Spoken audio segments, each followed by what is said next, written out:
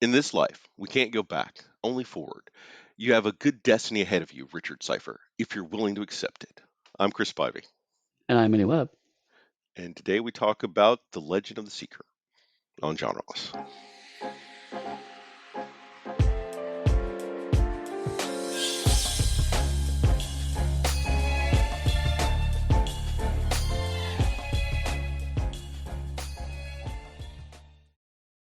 Good morning, afternoon, evening, at some random time of day, everyone.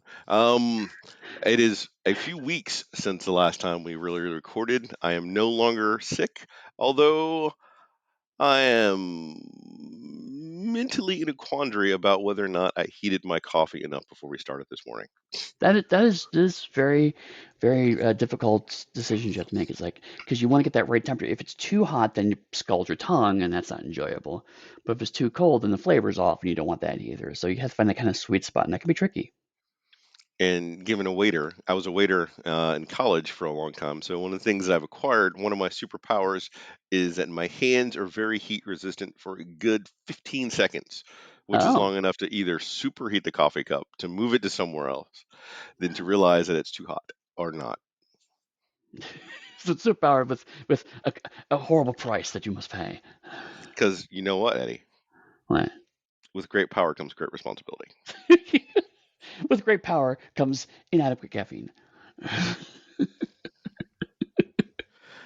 And the crux of that Spider-Man quote is the entire premise of The Seeker. There we go. Did an entire journalist in less than 60 seconds, folks. We're out.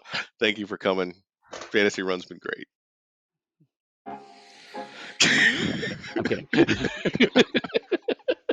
To be fair, I've wanted to do that gag for a few months now. So We didn't even talk about that. That was perfect. I know. Wow. Eddie, So, had you seen this show before this? uh, when you first suggested it, I don't remember anything of it. Then when I started watching it, I think I may have seen an episode or two, kind of like on cable at one point. Um, but all I knew was that this was based off of some books by Terry Goodkind, and that was pretty much it. And also, it came out like just like a couple of years before Game of Thrones blew up. Yeah. So I had actually seen this series before. I didn't know that at the time. Geez, when was this now? 2008, like 15 years ago. I had no idea that it came from the Wizard's First Rule books because I hadn't read them. I still haven't read them. Mhm. I still don't know Mhm. anything about Terry Goodkin. Oh, I okay. think good kind. Look at that. I don't even know the man's name proper. Although I think he died, so R.I.P. Maybe. Now I have to find out. Because frankly, a lot of people seem to have been passing away lately. But also, there's been another resurgence of those old person's dead. It turns out they're not. Yeah. So that's becoming a thing for a while. Um, anyway, it's taking my computer's taking forever. So And as I know next to nothing about Terry, I can't speak to anything about like the author and everything else. A a quick search as I was looking to pull up the series to figure out which episodes to watch. I think I discovered that some people think that he's not a good person, but I don't know enough to speak to it. But I'm going to put it out there for anyone that does know. If you want to let us know, jump in the Discord and talk to us about it. I'd be right, interested because I'm still looking for a fantasy series to read because I want to start reading more fantasy. I've decided is a genre that I do not know enough about, other than some D&D books from when I was a kid, like the what were those? Like the Forgotten Quest ones or yeah, and like a couple of random Dritz books and some other books like that. Like, and of course Dragonlance. Everyone read Dragonlance. I right, think when you're born, when you come out of the womb, they give you a set of Dragonlance books and say when you're old enough you'll read these and you will likely enjoy them because you'll be young, and then you'll look back at them later and go, well, that wasn't that great, but I liked it right, then. right. If you're born in the '70s, it's like, hello, welcome to the world. You now know who Raceland is. That's essential knowledge that you need to know that will never show up on a test. Right, right. He did die in 2020, although the cause of death was not released. So there's that. Um, he also apparently had a racing team named after Darken Rawl. So take Were they that for called what you like want. the Rollin' Riders? Rawl Racing, actually. Oh, they needed a better name than that. But yeah, I mean, he's one of those writers that like I saw his name. Like if you go to the science fiction fantasy section in the 80s and 90s, I saw his name constantly, so I knew who he was. Um, I think I may have read one of these books. I think I may have read Wizard's First Rule because as I watched this, bits and pieces kind of. I think I vaguely recall this, but part of it also is because this is so obviously the hero's journey. Yeah. Um, so I mean, it's like I don't know how much of it was I read this for, how much this is how most fantasy and science fiction stories are written these days of a certain Since type. I can't speak to the material itself, I will say that a lot of it feels very repetitive in general. Not just from like the hero's journey aspect, but like a lot of the beats themselves. But we can talk about that when we go to the individual episodes. But Right, I right. felt that. And it felt generic, not generic in a good way. But 15-year-old Chris from 15 years ago, I think, enjoyed the show because it introduced me to Bridget Regan, who I thought was awesome, and who shows up in Peggy's show. Hmm, okay. Do you not remember she's in Peggy Carter's show? Was she the other agent? She was like the Black Widow of the time, basically. Right, right, She was just right. had Yeah, blonde yeah. hair. Okay, because I was watching the whole time. So why does she look familiar? So that would, yeah, that would be it. Yeah, she was Dottie. Wow, it has been a Dottie, while yeah, since yeah. we watched Where that. she was a little off, um, in a good way. Yeah, so it's interesting. Once again, one of the things I like about this podcast is that watching these things in certain orders sometimes shows kind of connections here. And this was what 9 years after the Beastmaster one, because Beastmaster was 1989. 2008, probably about, yeah, about 9 years. And so there's a definite connectivity from Conan to Beastmaster to this, in the sense of one, I have since discovered there's an informal trend of the lead actor will inevitably take off his shirt and look amazing while doing it. That's It's, just a thing that it's a happens, given. Are you right? telling me in the Eddie Webb show that is your life, as you're walking around, you just don't randomly take off your shirt in public and like swing a sword or an axe around and go whoa every day? So I was about to make a joke, but there actually legitimately was a guy about 6 months ago in the UK who was running around with a sword, and it was like on the news, and he actually attacked someone with it, and it was an actual thing. There I And was insert the making a Highlander joke, jokes here, you know, and you just uh, like cut me off at the knees. and with a sword even. I was gonna go there, but I was like, I don't know what happened in that news article, so I didn't want to make that joke because if it's bad, I'm sorry. I But if do it's not not, believe the anyone. joke would have been funny. I don't think anyone died. So But what you're telling us is he needed sword practice. right. I mean, he was not good at it. And there's a Highlander joke buried in there, definitely. Um, But you know what? There can be only one. it wasn't even good. Boo! It was just the obvious answer. I was hoping something different. I expect better from you, Chris. I can make a joke about hiding a long rod in your trench coat that you flash people with, but that's not the direction you want to go either, is it? So yes, the man taking off the shirt at some point in the show, trope aside, um, there's also other things to notice, like all three of these shows spend an awful lot of time filming in the woods. Cheaper Like budget. right, yeah, it's you don't have to build trees, just go out there and just film it, and people can be away. Um, I think another constraint for that though is that if you're filming a fantasy series without like technology and cities, you don't want to be near the city where like a car could go shooting by, or like Lord of the Rings where you accidentally film some of the crew like hanging out that right. they try to edit out for you. You don't want those things. So drop them into the woods by themselves, just them, their weapon, and pants. Right. Or well, I think it was Game of Thrones that had like a Red Bull can at one point in time in one of the episodes.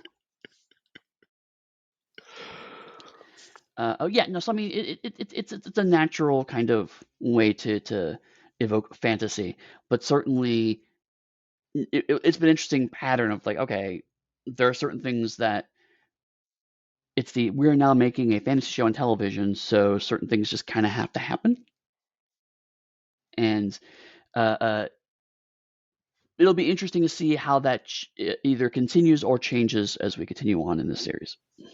I mean, when we get closer to modern day, where the writing changes even more in what expectations are, and Yes. you have a more informed audience than what you did back then. Right, and I think that's actually an interesting point because you said that this felt kind of generic, and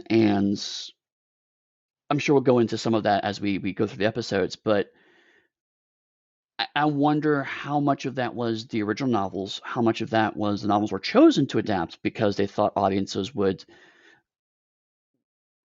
recognize those tropes, or if it was a case of we need to rewrite these scripts so audiences can understand everyone's role better. We all right. Maybe we have been doing this too long because that is a great segue to what I want to talk about. Because Sam Raimi, the legendary Sam Raimi, is a person who Mm, decided to make this into a television series. Well, originally Raimi wanted to have it be a movie, but then they decided for a TV series because he wanted to get back into syndication to get some more of that sweet Hercules and Xena money from like a decade beforehand. mhm. But the syndication market changed from like 95 to when they did Hercules and Xena until 2008. Vastly different. Yeah, So that's why funding for this was harder to get. Look at that. I did very little research, but these are the things that I know just because I like how television works.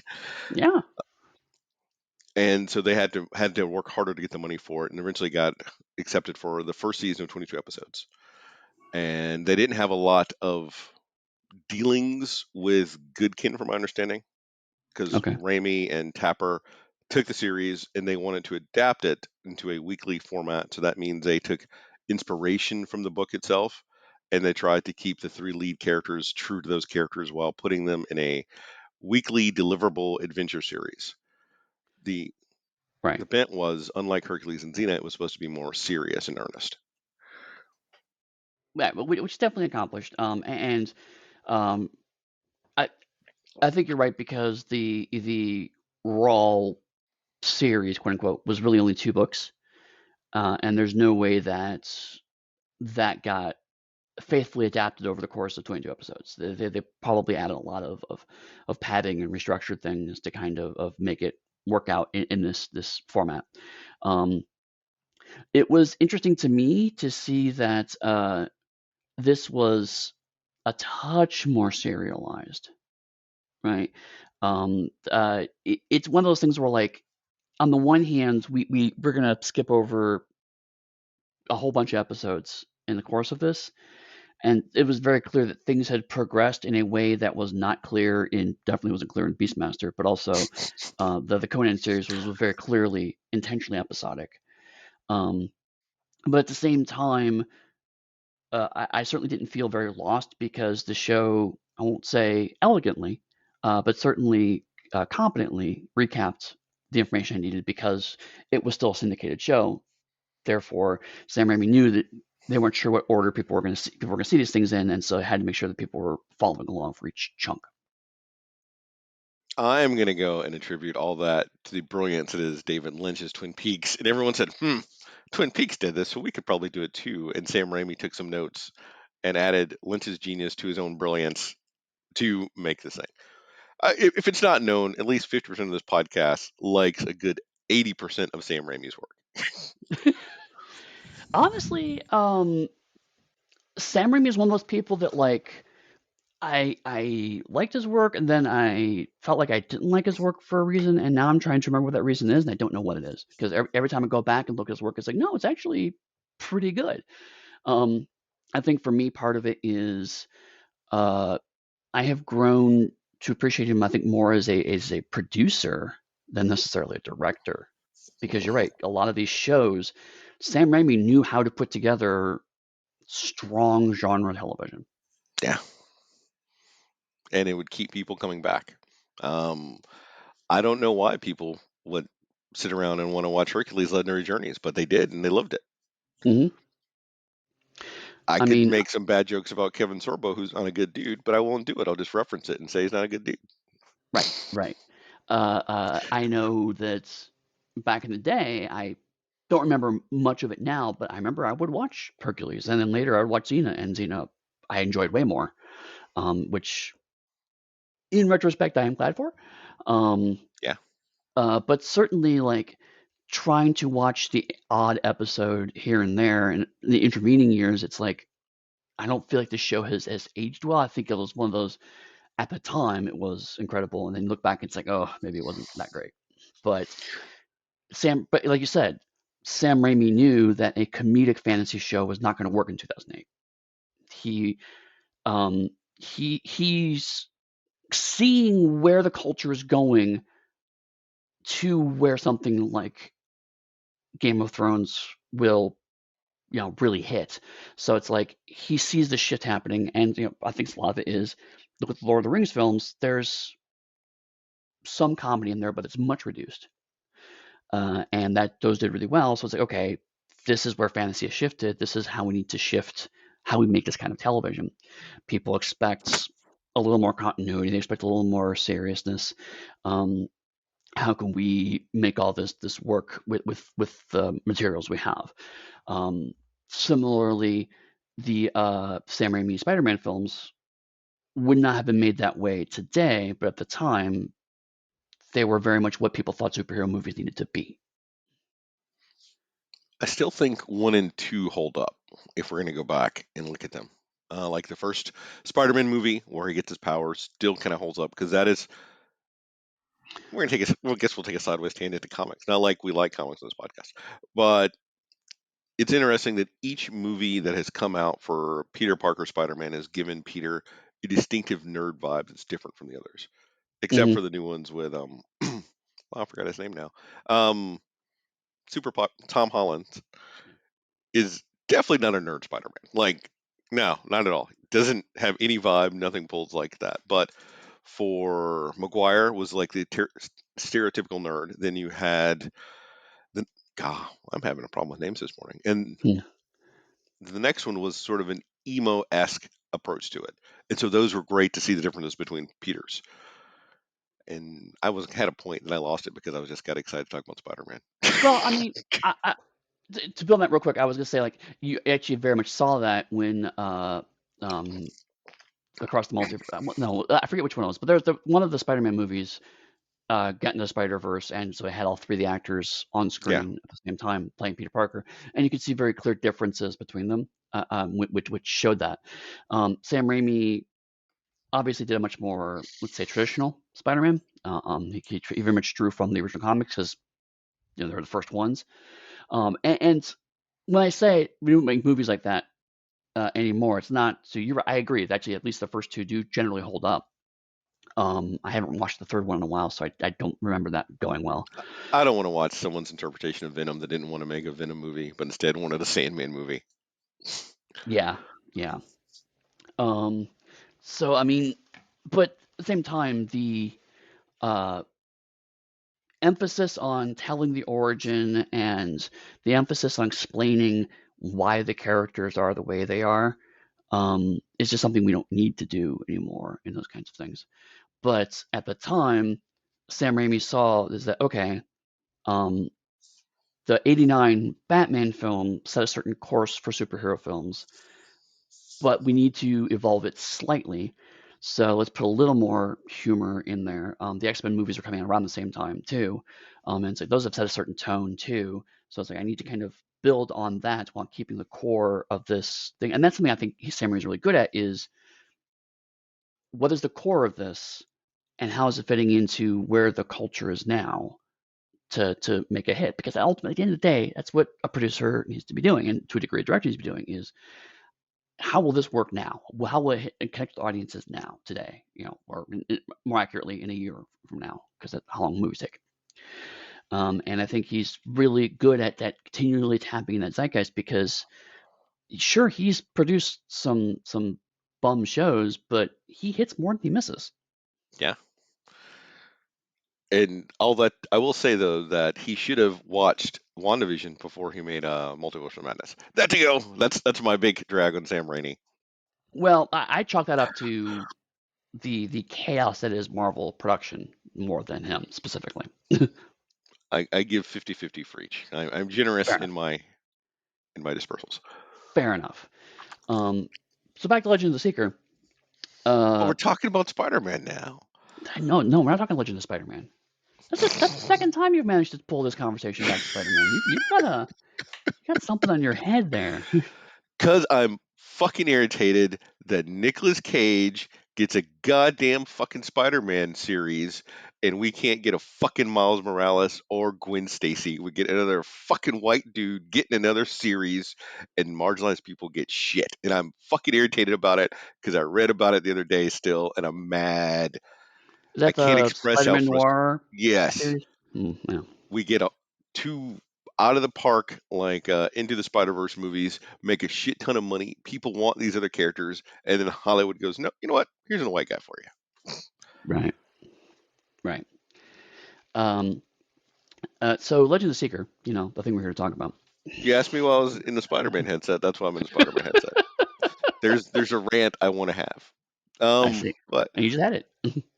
that's the start of a rant. Talking about Legend of Spider-Man. Right. So Legend of Spider-Man, when I looked it up online, um, uh, so my Reddit is, I think, psychic, because I will search for other stuff and then Reddit will start showing me subreddits that are related to it. So every once in a while, when we're doing one of these, and I've done a little bit of minimal looking into it just so I understand some context for things, occasionally Reddit will get a hold of that. And so I accidentally started seeing some things from the Legend of the Seeker subreddit. And apparently this show is not well regarded. Like, not in a, it's not great, as in people actively, objectively hate this show. Hmm. Why is that? Oh, I'm I interested don't. because I did look a little bit into it, but it's that weird kind of fan thing where it is just received wisdom by a certain portion of the fan base that Legend of the Seeker is bad, and so no one questions the orthodoxy. oh, It's I hate that that. entrenched, right? I hate that. Um, it's in the same pantheon as Highlander 2 doesn't exist, and Space Marines aren't fascists. Where people just assume that this is how it is, and they just don't question it until someone goes, "Hey, actually, let's talk Having about this." watched Highlander 2 is a bad movie. Right, but it does exist. Oh yeah, I acknowledge it exists. It's a bad movie, and it shouldn't have been made like that. But Right. at the same time, I too would always want to bring Sean Connery back because Sean Connery is awesome. Well, was. Yes, Sean Connery, the best Spanish Scottish man in existence. Yes, I am surprised. What in my head canon, he is in fact still Bond as a Highlander that did all that stuff. There you go. That's why Bond never died because he kept coming back to life because he didn't know to cut off his head. Yes, Miss Moneypenny. Every single time. Right, right. So, um, so when I looked into it a little bit, there were some people who were like kind of, "Hey, I watched this and it's not nearly as bad as people told me." And the big kind of response that was kind of basically shrug emoji. It's like, no, it's bad. And the only thing I can think of, one thing I've kind of pieced together, because again, I didn't spend a ton of time looking into this, but after I saw it, I started thinking about it, is I feel like maybe people saw this in the same vein as those 90s shows we were talking about.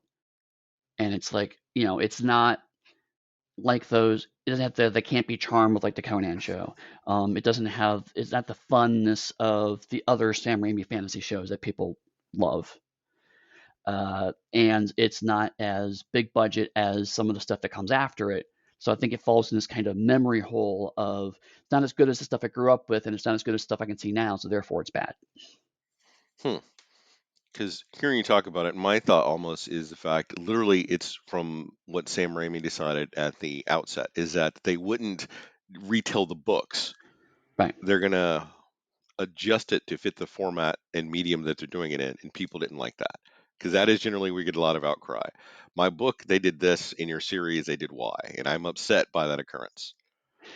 I mean, that may be it too. That may be why it's such received wisdom is because the people who love the books got mad about it. But um, I have always actually let me take a step back.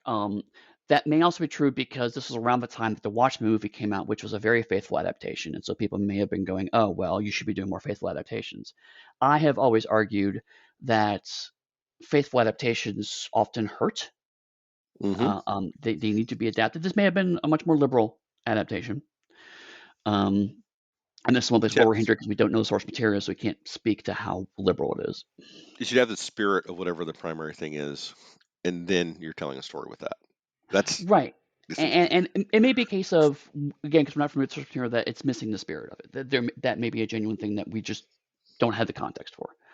Um, but I am always much more interested in a uh, adaptation that plays to the strengths of the medium than something that is very faithful. And we this is basically the same argument we had during the Watchmen episode, so I won't go into it again. But so if people come from the position of it wasn't a faithful adaptation, I'm always a little suspicious of that. I will say that I still think The Watchmen was too faithful in a lot of ways, but not in others. But if you're going to be faithful to Watchmen in one way, you wouldn't have hired sexy actors to play in Watchmen. Right, right. Yeah. And then But people I would not mean, have been excited by some of those scenes. right. I mean, but also arguably, Hollywood would not have greenlit it if they had been the way. Uh, Digression. Something I was reading today. Speaking of how stupid Hollywood is, um, I was reading A Defense of Lost, which is a show I sometimes wonder if we should talk about. Ugh. Um, but I'm not a uh, Lost fan. I'm going to put that up front. neither am I actually. But there was an episode in season 6 because there were two Korean characters who only spoke Korean. And then they did an entire flashback episode about those characters. And then it turns out they secretly knew English the whole time. And that's the whole big twist because that's what Lost does is it's random bullshit twists in for random bullshit reasons. But the entire thing was acted in Korean and subtitled, which for 2004 was like ridiculous. And the argument was that that kind of presaged the huge influx of Korean media we're having now. Uh, and I deeply disagree with that. I Hmm. think it, but one of the things that came out of the story of that is the writer didn't know Korean. And so basically he said, rather than trying to insult the Korean actors, I'm just going to write the script in English, get that greenlit, then talk to the Korean actors and get things adapted. And so because the studios read it in English, they greenlit it. Then they saw the final cut, which was acted in Korean, and they came in expecting it to be bad, but ultimately found that they really enjoyed it more. And that led to a whole different way of thinking about subtitled popular culture television. Um, but that's kind of to my point is that the script was literally adapted to screen to fit the conceits of what the screen needed to show, and they were able to see the adaptation, but it was they had to basically be frankly sold a script that was never going to be the actual script to get them to film the actual thing. That's how Hollywood works. So sometimes it's a case of, you know, we'll let you do this thing completely faithfully, but you need to have hot people in it because that's what people expect in superhero movies.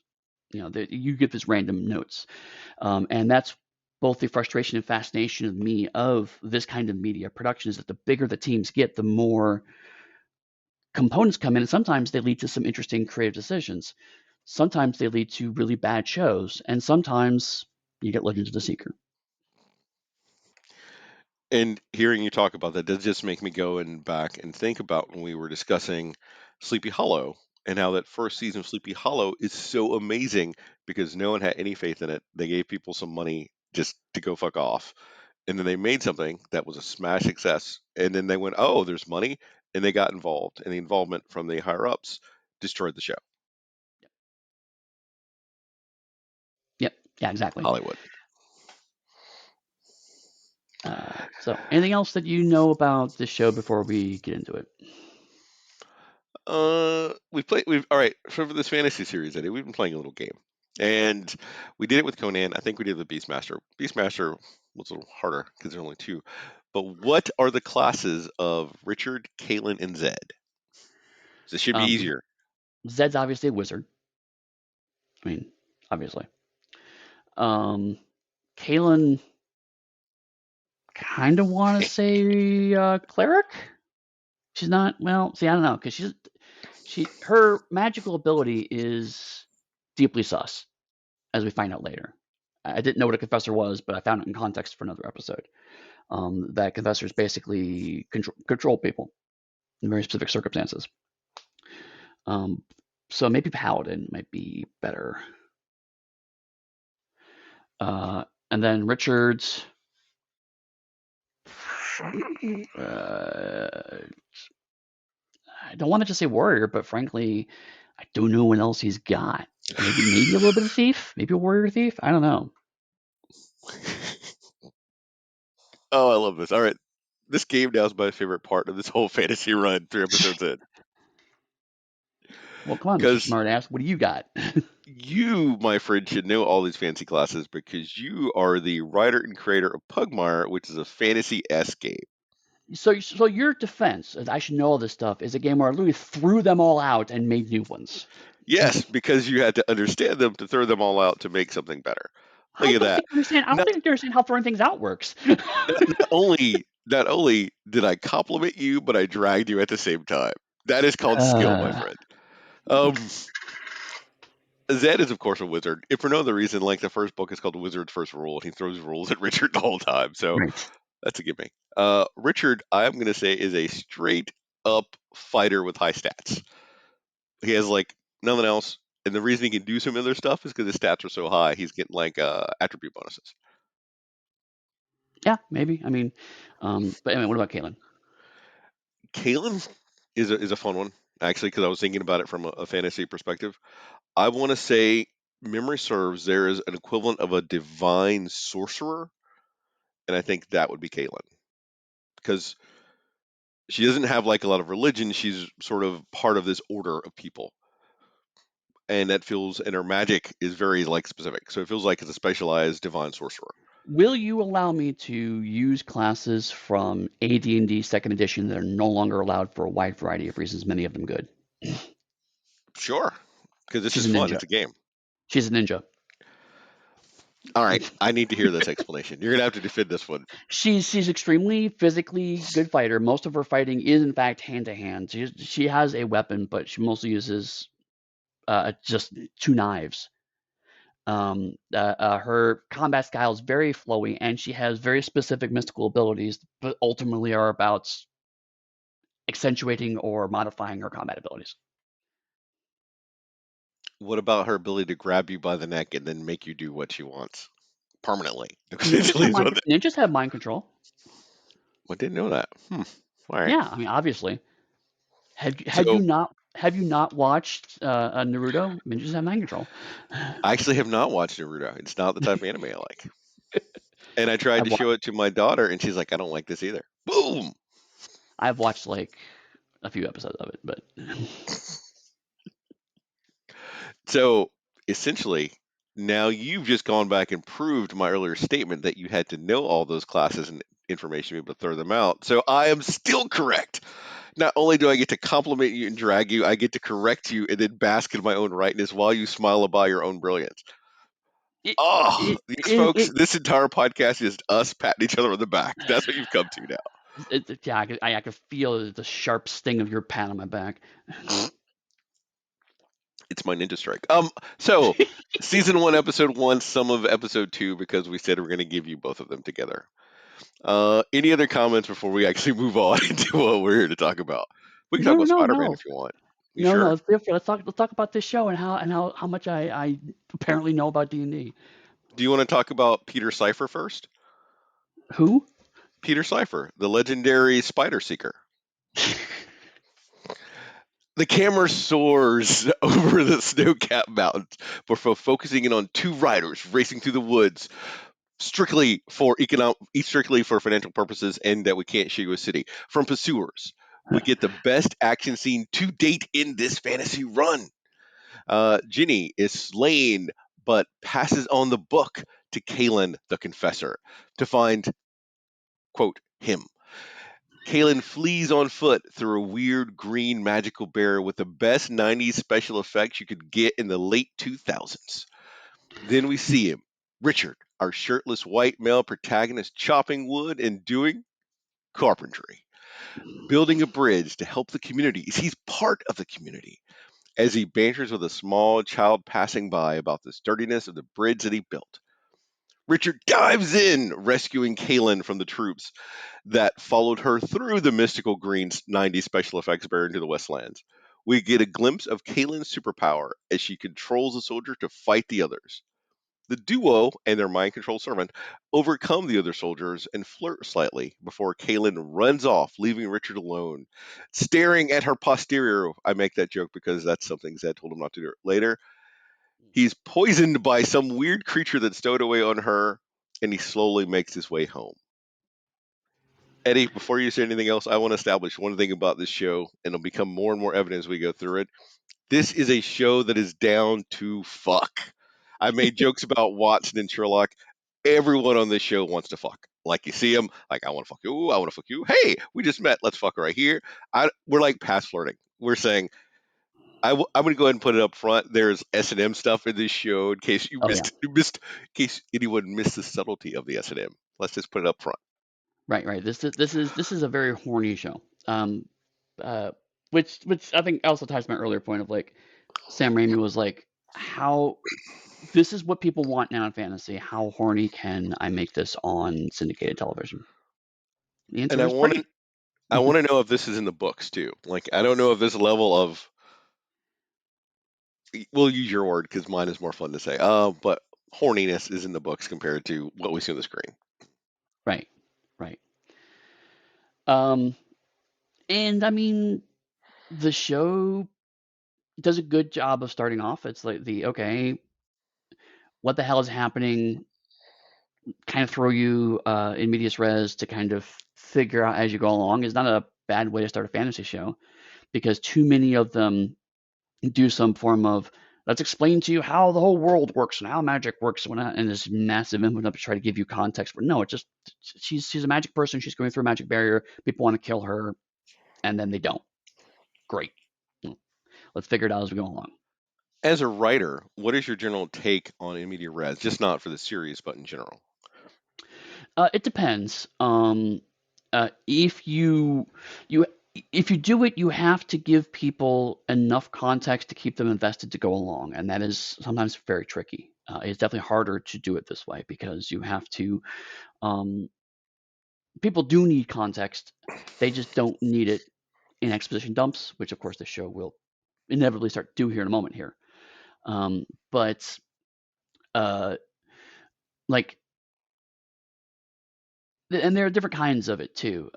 Star Wars, for example, technically speaking, is in medias res, but also it has a huge literal crawl of information before the movie starts. Yeah. Whereas more modern Star Wars shows, it's almost impossible to do something in medias res because we have so much knowledge around Star Wars, but they still try to kind of throw you in the middle of a situation, then figure out what's going on. Um, so I mean, in this case, it's someone who had no knowledge of the books. I was just like, okay, I need to know kind of what's going on, and I learned pretty quickly magic exists is fairly common because no one's surprised by the appearance of magic. That confessors are apparently some kind of group that have some relationship to magic and mystical books. And that there is a faction of people who are on the other side of this barrier who want the book. It's just like, okay, there's two sides. There's a evil army and maybe potentially a good army. There's magic. I'm starting to get at least a basic grounding of it. And of course, the scene with Richard, um, we show him, oh, he's a good person because he, you know, jokes with the kid while building a bridge, and he's obviously at least somewhat courageous because he's willing to ride under the bridge first when everybody else is nervous about it. We get a lot about him in a short space too. So I mean, it's as a general rule, if it's done well, I like it because I need something to kind of grip me early on. Yeah. Um, uh, and especially as so many media options keep happening, um, I I'm going to rant for a second here. There is a frustrating trend I've noticed in streaming shows where they don't have the confidence to dive right in because they feel like, well, if we release two episodes at the start, then the first episode can be kind of weak because there's two episodes right there. And it's like, no, that doesn't Mm-mm. remove your ability to make that first episode as strong as possible. And so there are plenty of shows that are pretty decent, but the first episode is just basically all prologue. And I would rather dive right in than go back and tell me that story than work in. To counterpoint, I recently watched Monsters, the Lyle and Eric Menendez story, which is a fictional adaptation of real life murder that happens. And the show starts immediately after the murder. And then the rest of the Mm. show constantly goes back and forth to give you context for what actually happened during that murder. Um, so, I mean, and I really enjoyed that because it's okay, what's going on? The show does eventually catch me up, but you're wrapped up in that moment. And this is a good job of, okay, there's a woman who's dies and the woman who's trying to escape. I'm immediately somewhat interested in that stuff enough to get me through to the rest of the episode. 100%. That's how I felt the first time I watched it. I liked seeing it, and I joke about the special effects. At the time, they were decent. Now they're comical, Right. and the constant arrow dodges that Kaylin does makes me more and more think that maybe your interpretation of her being a ninja is right because she dodges a bunch of arrows as we She continue to did. watch this series. Like She did. so disconcerting. Anything else before I move on? Oh, I was gonna mention it before, but I realized I could mention it here too. There's one thing I really like is when people from different disciplines on a show work together in a synergistic way. Um, and with Kaylin, there's a great synergy of costuming and choreography because her costume, first of all, is actually not nearly as revealing as some other women's costumes we've seen thus far. It's actually pretty straightforward. So she looks like she actually can fight in it. But also she has these long, flowing sleeves that hang off of her thing. And so when she's fighting, you see the sleeves kind of flowing through the air as she's moving her hands around, which makes her fighting look even more dynamic than it already is. Yeah, And so it's a great way. Visually looks very interesting. You see this white flowing through the screen where everything else is usually kind of a black or green. And so you have this splash of white kind of moving through. And so it makes her look slightly supernatural in her fighting style, even though it's just the kind of costume she's wearing. So it's a really, really good touch. thank you because that reminded me. How do you like the slow mo fighting that we do get that reinforces like the whiteness of that and everything else you're talking about as it flows through because it goes very slow at different points. Uh, uh, I liked it better than we saw on other shows that we've watched because this one, for me, it didn't look like they were doing slow mo to hide actors' inadequacies. It looked like you said, they're trying to emphasize the costuming choices because not all the fights are like that. It's just this kind of early one that does that. And you're right, yeah, it just adds an actual a visual punch to the fights, which Sam Raimi knows. It's like, okay, if this is going to be an action show, the action needs to look good. Hmm. Which, to your point, also it also emphasizes like Richard's reckless fighting style because they constantly show him throughout the show jumping into action with a big sword over his head swinging, which is a nice contrast to Caitlin's fighting. Yeah, I mean, and this is you're absolutely right. This is the best fighting we see today, and part of that is because the people fighting look like they're fighting in different ways, and that is a huge step up. Ranson Fane, the commander of the troops, manages to trick the local guards into capturing Richard. His father is vague about let me rephrase that. Managed to trick the local guards, and we'll find out Richard's brother into helping him try to capture Richard. We Richard's father is vague about having seen Richard, but sends him to go find Zed, and he doesn't tell him why, but says Zed is super important, so go there. When Richard's father is questioned by Ranson and the guards, he denies ever having seen Richard. The posse leaves some guards to watch Richard's father, and Michael, Richard's brother, who is a local governor, question mark, shows up. Michael is super eager to help Ranson find him because he believes Richard has been strange and doesn't like him at all for some reason that we still do not know why. Then we zoom over to a naked Zed is talking to a chicken when Kalen arrives asking him for help, calling him a great wizard.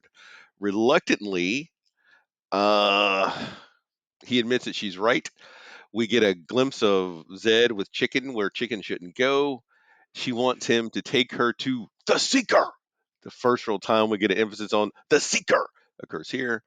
As Richard arrives at the scene and passes out from the poison.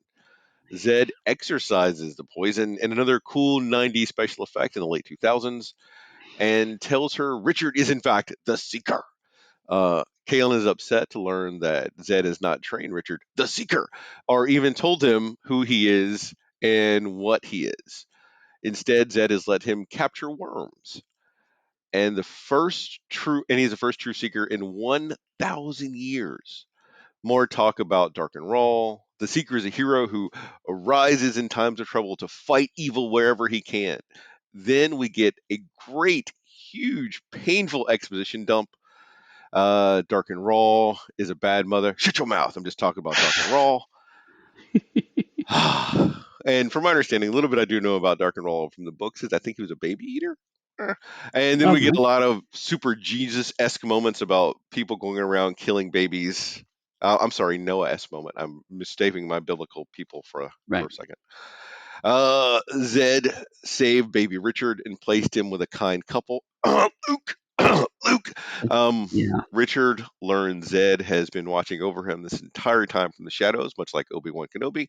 Then cast aside. I want to make so many Star Wars jokes, but I'm trying not to make them to stay more on point because I want to be an on point person today, but I can't. I just wanted to see a lightsaber in this book, Eddie. That's all I wanted to see. Um, There's sort of light, isn't there? Kalen gives Richard the book of Counted Shadows. Richard doesn't seem to understand the book and says, maybe I'm the wrong person. And then all the symbols seem to make sense in the book. And he is the true seeker. Eddie, I gave you a lot of plot there. So I didn't read your notes before I watched the show, partially because you hadn't done them when I watched the show. Uh, Are you going to but let everyone know that I did all of this literally yesterday? I wasn't going to say that, but you just did. So there you go. But our long term listeners know that most of my work happens the day before or sometimes the morning of. Right. Um, Too busy. uh, but I also very much felt like this is not just a Campbellian heroic journey, but this is very specifically the Star Wars plotline. It's a bit truncated. If you recut Star Wars, just focus on Luke, it would look a lot like this. And it's just okay. But I think this is what's one of the many things that's leading to the feeling of genericness of the show Hmm. is because we have seen this story before. We've seen it was a science fiction, and I use that very loosest terms story, but we've seen this exact story before, and so it's like, oh, I kind of know where this is going already. Um, there are other twists that come that shake it up a little bit, but it's hard to remove the initial instinct of there's a weird guy who lives in the outskirts of the city who everyone thinks is crazy that turns out to be a secret wizard, in this case literally, and that the person that he is mentoring, it turns out to be the chosen one, and his family gets killed as a result of that, and we've seen it all before. Are you saying the big twist is in fact Kaylin is Leia because she came out seeking not technically the wizard, but gosh, she is seeking Obi-Wan. Like even I was going to make a joke about it, but I can't. But And, she's and, escaping an evil army. She to gave you come evil find him. army, and initially has an attraction to Luke. I mean, Cypher, but then they find out that their love is forbidden and should not be investigated further. Yes. So I I want to say that like when I was talking about very generic feel this time more so than before, it's because I'd recently rewatched Star Wars too because I was trying to get my kid into it, and it is painful how much this is. They throw in some biblical stuff though with like the killing of the babies, but that was not enough to distract you. Right. I mean, there's definitely other stuff happening here. It's not like beat for beat Star Wars, but certainly there is a lot of overlap. And do you know another reason why this now strikes me even more so when I'm thinking about it? Because I watched the Obi-Wan series, and literally Obi-Wan series has Obi-Wan as like as like a farmer sitting around watching over Luke. This Yep. precisely. Yep. Now, granted, that show came after this, but still. Yeah. How did you like the introduction of Michael, Richard's brother, who is so easily swayed to the dark side? Um, I honestly was confused by a lot of it till near the end. This was one point where the in medias res was working against me because the show was kind of acting like, oh, you know who these people are. It's like, no, I literally don't. You know, I don't. Why are you this way? Um, because like I was getting the whole Richard's father protecting him. I never saw him. Blah blah. That was pretty clear to follow. Yeah. But then like kind of halfway through, it was like, but you're his brother, and it was just like this feels like an unnecessary complication. But also, I felt like that piece of information should come much earlier. You know, because they were talking like they were strangers, and then I was presented like this huge twist, and I'm like, one, I don't care, and two, why would they be talking like that? And even along the line of like, you haven't been here for years. You know, I don't even know who you are anymore. I didn't recognize you. Something to kind of clip because otherwise, it was that bit was very much structured like we have to set this up to twist the audience. It's not how people in that situation would have actually talked. Okay. No, I see that. I like that a lot. Um, Totally tangent. My favorite father defending son acting like he doesn't know where he is scene from people wanting to threaten the son is in True Romance with Dennis Hopper. Oh, okay, yeah. Do you remember that? It's been a long time, but I do vaguely remember it. Yeah, And it's got Christopher Walken as like the bad guy. If you don't remember it, you should go rewatch it because it is pretty yeah, funny. Um, yeah. but we're not here to talk about that. Much as I want to transition now and just talk about True Romance. The the sheer power of coincidence of Richard showing up at Zed's and Kaylin being at Zed's. I understand they needed to expedite it to get our three primary protagonists together. That scene is the most painful one throughout the three we're going to watch. And I've got some comments that are going to happen next episode, but mm, that this one hurt. Right. Well, and this is.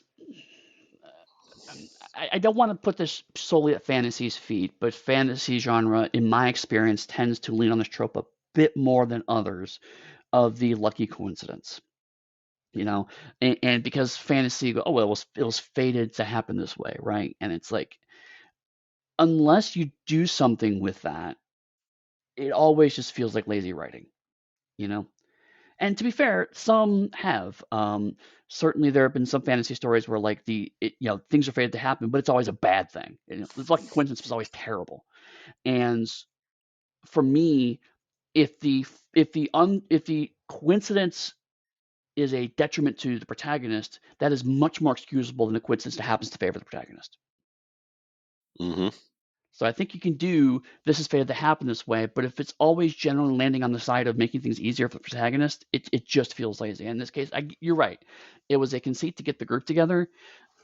The her running through the portal to accidentally find Richard, who happened to be the seeker, that actually bothered me less than them also conveniently finding Zed. And Zed, Yeah. this is the other thing that bothered me is that Zed's this crazy chicken guy at the end of town. He's crazy chicken guy for exactly 30 seconds.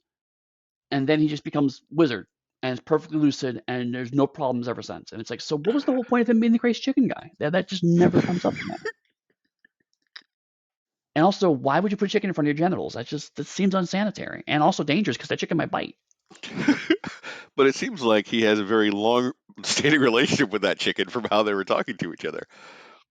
Maybe you know what you do in the privacy of your coop is up to you. Do you know? Oh my God. Now, a Fallout tangent. I think the people that made Fallout watched Legend of the Seeker. Oh my god, I how do you don't explain that? know if one of the episodes that we watched that you saw, because I don't think you finished it, is that where Maximus shows up to help this person asking for need and runs him off from a farmer. He tells him that guy was Yes, fucking my yes. chicken. Fuck my Boom! chicken. Yes, I They remember that. watched this show is what it was. Like, oh, that'd be a funny bit to put in there. No one remembers Legend of the Seeker. Let me put this in Fallout. Got you, Fallout writer. Got you. So in your head canon, Zed 100% had sex with that chicken. Yes, he's a crazy old man. He's been out there for 2 decades. He's lovingly talking to that chicken. He's called it by like a name. Eddie, there's This is a some horny show, box. so I can't dispute your assertion. I started at the top of the show. I made my statement, and that's what I'm gonna go throughout this entire this entire series with. Whew. I will say though that Wizard Zed casting out the poisonous spiritual demon thing from Richard was a nice little touch because it reinforces how frequent and how easy magic is to use here, at least for Yeah, wizards. right.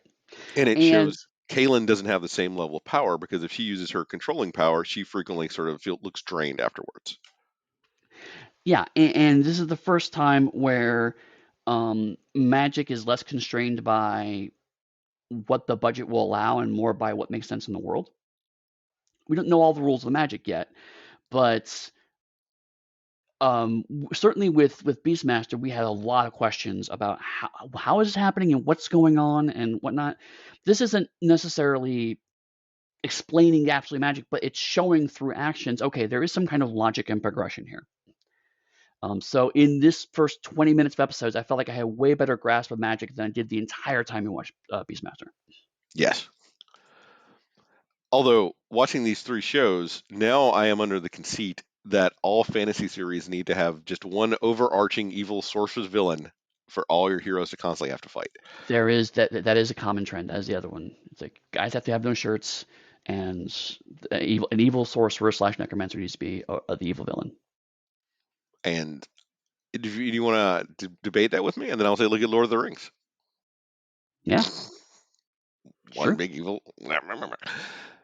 Interesting conceit. I don't know. It makes me like fantasy a little bit less, but I still want to read more so I can find good fantasy to read and like eventually. I'm moving on. Unless you want to talk more about the one true seeker in 1,000 years. Dear God, no. We flash back to the people hunting for Richard and learn. I put in my notes he's a ranger, but I now stand by my assertion he's a fighter with high stats, having rewatched more of the episode. Right. Because I write these as I watch, and these are my Mhm. initial thoughts as I go.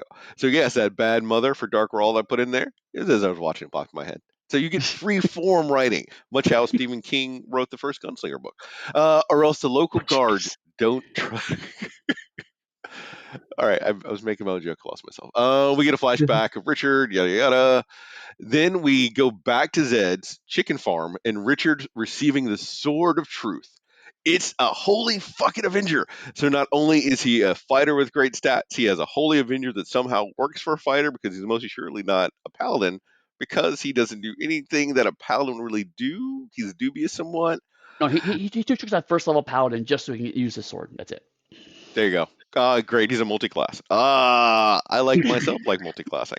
When I played third edition D&D, now I'm going to push back in my chair. I was a fighter, rogue slash what's the other thing? I think it was a sorcerer. Something with like just a little bit Oh of magic because I only God. wanted up to like third level, second level spells. Wanted a couple so I could then cast my spells to enhance my own fighting and thieving ability. That was my class until I You're that discovered my far. favorite class, the Which factotum. is, yes, right. Can I? We're just gonna talk about D&D. Do we have to keep talking about this horny show? We got two more episodes to get through. God damn it, Eddie. Stay on court, Chris. Meh, meh, meh. He receives Star a Wars. Holy Star Wars. Avenger. And he becomes a reluctant hero who denies his destiny. He says, I am not the seeker, even though the mystical book that no one else can understand, I now understand. Obviously, that is not enough for me. So Richard leaves. Richard, after being saved by Zed and Kalen, sees. Eddie, I'm so Just irritated sigh by a this. lot. I just can't do it. I can't. All right. So we get Luke, who refuses the call to action. He goes home. His home is ablaze. He arrives in time that Uncle Owen is in fact not burned alive, but outside of the house on fire, and coughs off and confirms that Richard is in fact who Zed says he is, the one true seeker, the Jedi that has come. Michael arrives, accuses Richard of killing their dad, and admits knowing that Richard was adopted. Now on the run from everyone, Richard goes after Rancid to avenge his father. You killed my father, prepare to die. Epic fight scene. Richard is a shitty fighter, saved only by convenience, the book, and the horse he stole. Right. Uh, the one nice thing I'll say about this chunk is I actually like the fact that Richard is not a good fighter to start. Um, the coincidence, again, we talked before about the role of a fate and coincidence and how I feel about that, but I was fully prepared for the I have the magic sword and now I'm amazing at it. And I have the magic sword and I'm getting my ass whooped. I think, okay, I actually like that because nothing else. It also gives Kalen more of a role, you know? I like I agree with you partially. I do what I do love, and regardless of all the jokes I just made about that, is that they set parameters around the sword. They're like the sword because Richard even thinks that I'm not a good fighter. He's like, as long as you fight for right, the sword will make you better. Right, And so you obviously can tell here he's fighting for vengeance, and the sword doesn't help. right, yeah. Um, but yeah, I mean, like it's otherwise it's more of the same. You're right. It's the Star Wars story over again. It's very clearly the Star Wars story over again. I said before, I didn't do it beat by beat, but boy howdy, it is trying to get the most mileage out of that first half hour of a Star Wars movie. And I know that you said before, part of it is because everyone knows the story, so it makes it easier to jump in and become part of it without them having to tell you as much. But at this point, if you're literally doing the Star Wars story, this point is the Star Wars story. The only difference is you pull Uncle Owen out so he doesn't burn it to a crisp in the house. Like that's Right, the big difference. So that you can then have him on the run from all these other people instead of stormtroopers. right. Yep. Anything else before we move on? Because we're almost at the end of the first episode. Yeah. All right. The trio is reunited, saving Richard from falling to his death due to a shitty bridge in fantasy settings because Richard didn't build it. Zed admits to Hmm. being a horrible mentor and should have trained him. His father is only one death among many Dark and Raw has committed. If he stops him, all those people wouldn't have died for nothing. Richard asks to be taught the way of the Seeker. Uh, yeah. I guess the other thing that feels to the kind of so as I watched, I felt the show is kind of caught between 2 points, right? Because it's not quite as campy as the stuff we watched before, and it's not quite as gritty as the stuff that comes in the future. But for me, the big kind of turning point of this is if this was written 5 years earlier, it'd be a different result. Is when Zed's like, "I'm a horrible mentor. I should have trained you better." And Rich is kind of like, "Oh no, it's fine. You can train me now." I really feel like Zed should have been held account to that because he's right. You were a shitty mentor, Mm-hmm. and because you didn't train me, my father died. You had one And job to that's just do and two glossed decades to do over. it. Yeah, yeah, it's just glossed over and forgiven pretty quickly. And I'm just like, granted, the father was not given enough screen time for us to care about him, but clearly Richard should. One would think. Yeah. Then Zed knights him, the one true seeker, kind of how you do. He goes, bloop, bloop, you're a seeker. So this is for episode 2. I'm going to read all this at once, then we can talk about it because it was a two-parter episode. I did tell Eddie about it purposely to see what he would do. See if he just Right. like watch it as one big long epic movie, or if he wanted to say something. And he's like, "Hey, this pilot episode is 2 episodes?" And I sit back, kind of, I mean, there was like, "Really? I Yeah. didn't know that." Yeah. Uh-huh. And for people that have always wanted me to hear me say this, because I had to deal with this growing up, did I do that? Because I was a thin, scrawny black kid with glasses growing up in like the 90s, and the only thing people could make jokes about was Steve Urkel. Um, Chase I'm comes shocked. Chase comes upon the trio and wants to help them. More Star Wars moments, like when Dark and Raw pulls a Darth Vader. We get bonding time for all our good characters. We learn that Char, the Night Wisp, is a magic that Kaylin used to reach the Westlands and find Zed. I like the fact they explained how she's easily able to find him. Yeah. That would Hmm. have been better done at the top and not later on Right. as an afterthought. Right. As Dark and Raw attacks the barrier with catapults, allowing creatures to retrieve the book. Rancid Fane forces the local hunters to help him find another way through the barrier, the goat of henchmen, and sends him after the Bone Lady. Our heroic trio hunt the commander. The barrier is no joke. Richard saves Chase's daughter with his magic sword, showing us the Seeker is in fact awesome when he fights for the fucking people, removing the need for Kalen and anyone else as long as he does what's right. Epic fight scene. Epic fight scene 2. Afterwards, he burns the fucking book. Uh, and the trio dedicate themselves to the cause of right and say that they will stop Dark and Raw. Episode 2. So you're right. We first got this. I was like, I was able to get it was edited together as a long hour and a half movie. And Chris is like, you don't have to watch it if you want to. I'll recap. And I was like, cool. Well, I'm just gonna watch it anyway. And so I watched the second half of this, and I liked it way better than the first episode. um, because like near the end of this, I was just like, I just feel like I know where this whole show is going, and it's not gonna be miserable, but it's gonna be kind of predictable what the next two episodes are until he burned the book. And I'm like, now I'm actually interested in what's going on because finally the show is breaking out of it. And to be honest, if it was any other creative team or just a creative team I didn't know much about, I would chalk it up to an accident. It's like maybe this was just one moment in the book they just adapted, but otherwise we keep it relatively straightforward. Because it's Sam Raimi, I have to wonder if this was the I'm going to make you think you know exactly what's going on, and then this is the moment. My argument is that should have been at the end of episode 1 when he pushed back against Zed. He should have made that statement of intent in the first episode, not the Yeah. second. I think what I'm getting actually from both of us is that it's a decent show, and if they'd done a few minor tweaks, like moving some of the big moments from the second episode to the first episode, it could have been a great show. Yeah. I think, and the other thing is also that I mean you made a Darth Vader joke, but really this second episode is way less Star Wars than the first episode.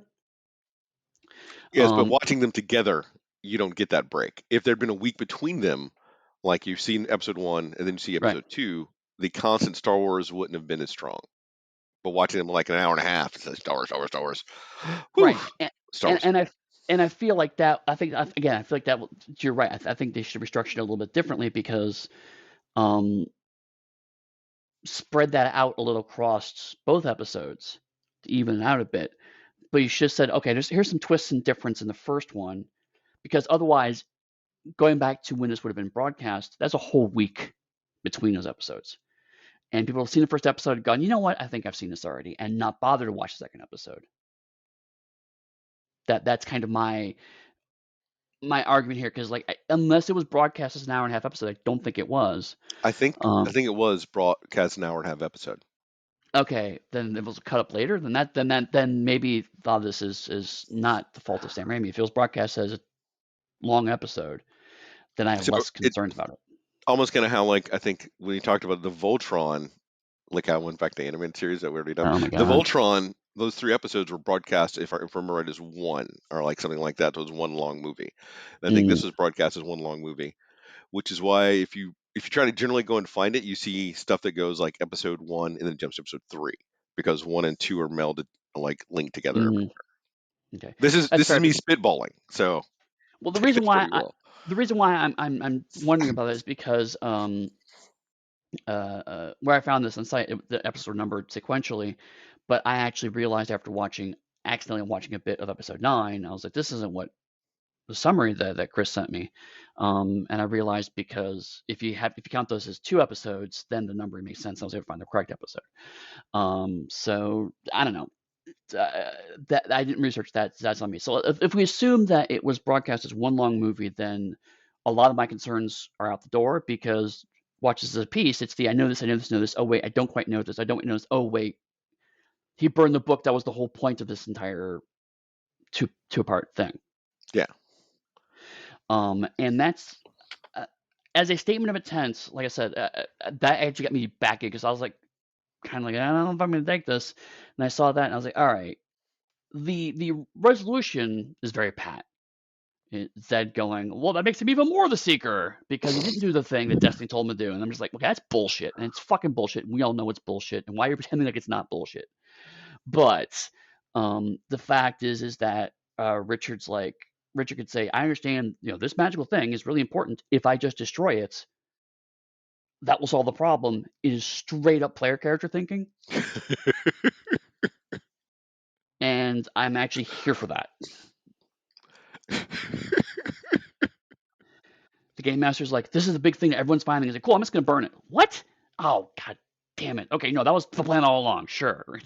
No, it wasn't. And but to that the extent for Zed though, from what we've seen of Zed, that is totally in line with how that character would act. Sure, right.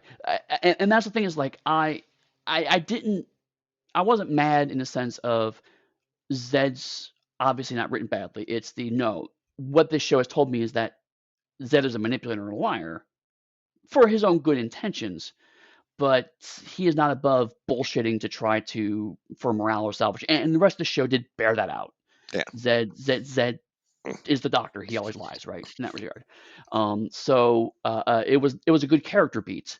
And Caitlin was too naive to push back against it, and Richard didn't understand the context of what was going on. So their reactions were fine.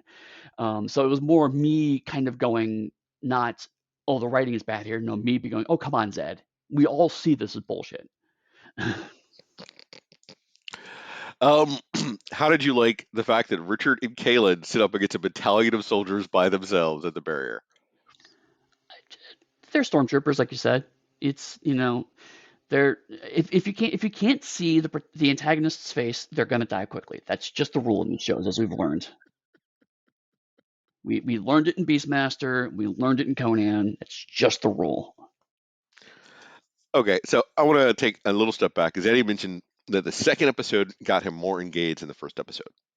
Mm, So I want to explain some of my thinking for how I generally choose things, and somewhat that we do for the podcast, but it will vary per each of us and like when it happens. My general stance is I always try to find the first season of any show and get the pilot episode and maybe 2 others. Is kind of what it is evolved into. Because I think the pilot episode is essential to establish the basis of the show that we're talking about, and that works because some of the shows, much like the fantasy run, we haven't seen. So even we need that context because mm, otherwise we don't have the information to explain it to you listening to us. And I try to stick to the first season in case we decide we want to come back later and do another run of this, and we could move on to like the next season and then talk about how the 2 seasons are different. right. So that's why I chose the first episode here, even though if Eddie hadn't known, I would have said, if he asked about it, I would have said, you still watch the first one and not the second one. Because the second one has a lot of the action to it, but you need the first one to understand the context, even Sure. if it's all Star Wars, Force, this, Darth Vader, that. No, no, no. I mean, like, and it's interesting because, like, generally I agree with you. Although spoilers, I'm going to break that for future, and I have reasons for that. Um, but that makes sense. And also, it's the if we did first second episode, then we don't have one other episode to talk about and compare to. So that makes total sense. Anything else about this before we move on? Let's move on because I have Eddie, thoughts. If you'd watched this pilot, would you have continued to watch? I know you said the book toss got you reinvigorated, but would you have then continued to watch the series? I probably would watch another episode. Yeah. Cool. All right. Season 1, episode 8. Dana. However I decide to pronounce it when I hit the word. We open a striking woman suiting up in the best red latex that 2000s had on TV budget you could afford. She grabs her weapon as we finally see Dana ready for action. General Nas has a box of Orton, and the Seeker is hot on his trail. Dark and Raw wants the Seeker captured and trained by her. Post credits. We find the heroic trio ambushed, and Kaylin stabs Richard. End of show. So Eddie, how'd you like? Only to This have is it great. be a Oh, nightmare. She fears it may be a premonition, as it was prophesied that the one in white will betray the Seeker. Richard comforts her, and then mushiness and more mushiness before she stops, and then more mushiness and says they can never be together.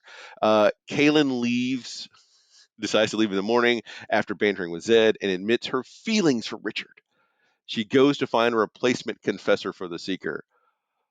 And we have one of my least favorite plot devices ever, when two characters can't talk to each other about whatever is going on for 30 seconds. right. While Richard and Zed are arguing, the Mord Sith sexily walk through the woods in the highest high heels you could possibly wear through the fucking woods and tase Richard, and Zed says, "Nope, I'm out," and leaves Richard to be captured. Okay, so let's just kind of start with the fact that the woman is very obviously wearing S&M gear, and her main weapon is basically a wooden dildo that causes pain. Just let's just accept that's what's happening here. But what distracted me is, have you ever? So you remember the Britney Spears video "Toxic" where she has the red Yeah, latex outfit? Have you ever seen the YouTube video where they show her recording scenes without the audio overlay? no. Okay, it's constantly squeaking. Every time she moves, squeak, squeak, squeak, squeak, squeak. And so it's hilarious because she's lip syncing the song while just hearing squeak, squeak, squeak, squeak, squeak, squeak, squeak as she moves around. And so this woman walks on screen, and that's the first thing that comes into my head is like how much squeaking had to be going on set as she had to walk into that thing. Well, I'm curious though, if you're a trained S&Mer, do you know the ways to have it not squeak? And maybe they knew how to do that, because I'm assuming whoever's writing this knows their S&M, and they're passing on notes. I don't know. I assume they just edited it out. Look at that. I think they are professional enough, Eddie, to go and have practice and learn the ways of do this. There's a So it science of doesn't squeak. latex. Latex, if you rub it against each other, it's gonna squeak. That's just how latex works. I bet if you grease that sucker up, it would. If you all can Uh, see Eddie's constantly trying not to break, and I'm gonna keep pushing him just a little bit more, a little bit. See what happens. Um, and so she grabs her weapon. The Aegil is what it's called did in the you? show, because it gives pain to both the user and the victim. Not even subtle. Not even subtle. Whew. So we get another, though we bring in a brand new artifact to replace the previous artifact we destroyed. This one is the Box of Orton. Yes. Are you interested in what it is when he mentions it, since he's going to send this I dominatrix after literally just Richard it to was just spank him? literally just MacGuffin. It's like, okay, here's the MacGuffin. I don't care. Well, if it was Jimmy C, he would just call it plutonium and have people go and fight for it. Right. Anything that you'd like to say for any of this? We get like the Luke and Leia, should we or shouldn't we, early on in the movie, and We're back to Star you Wars. can't you cannot deny my Star Wars when he literally calls his evil organization the Mord Sith. Yeah. Sith, like, come on! Yes. Yeah. I'm surprised Lucas didn't come out and sue Terry Goodkin. Kind of. And like your least favorite plot device is the two people can't talk for 3 seconds to solve their emotional problems. And Frank, it's up there with me too. But this also has my least favorite plot device, which is the prophetic dream that is vague enough that it's interpreted one way, even though absolutely everybody who thinks about it for 10 seconds knows it's going to be interpreted a different way. The one in white will portray the Seeker. Oh, it must be me. Because literally nobody else in the world wears white. Not a single person in the world also wears white. It must be the person who's literally and biologically must protect the Seeker. That must be the person who portrays him. And everyone's like, yep, clearly that's the answer. Jesus Christ, no. Or the fact that everyone in your order wears white. Just Right? a Yeah. It's thing. just like it's. And that's the other thing that it's the someone in white. Someone in white's going to betray him. I'm going to go find somebody else and have her take over that he's never met before, and she's totally trustworthy. The most important thing here, though, is how do you like the chemistry between Bridget and Craig, the seeker and the confessor? Honestly, they have really good chemistry. Um, uh, Better than most of the other romantic teasing couplings we've seen thus far. Um, What? I could But Conan had chemistry with everybody. Conan didn't have chemistry with his horse.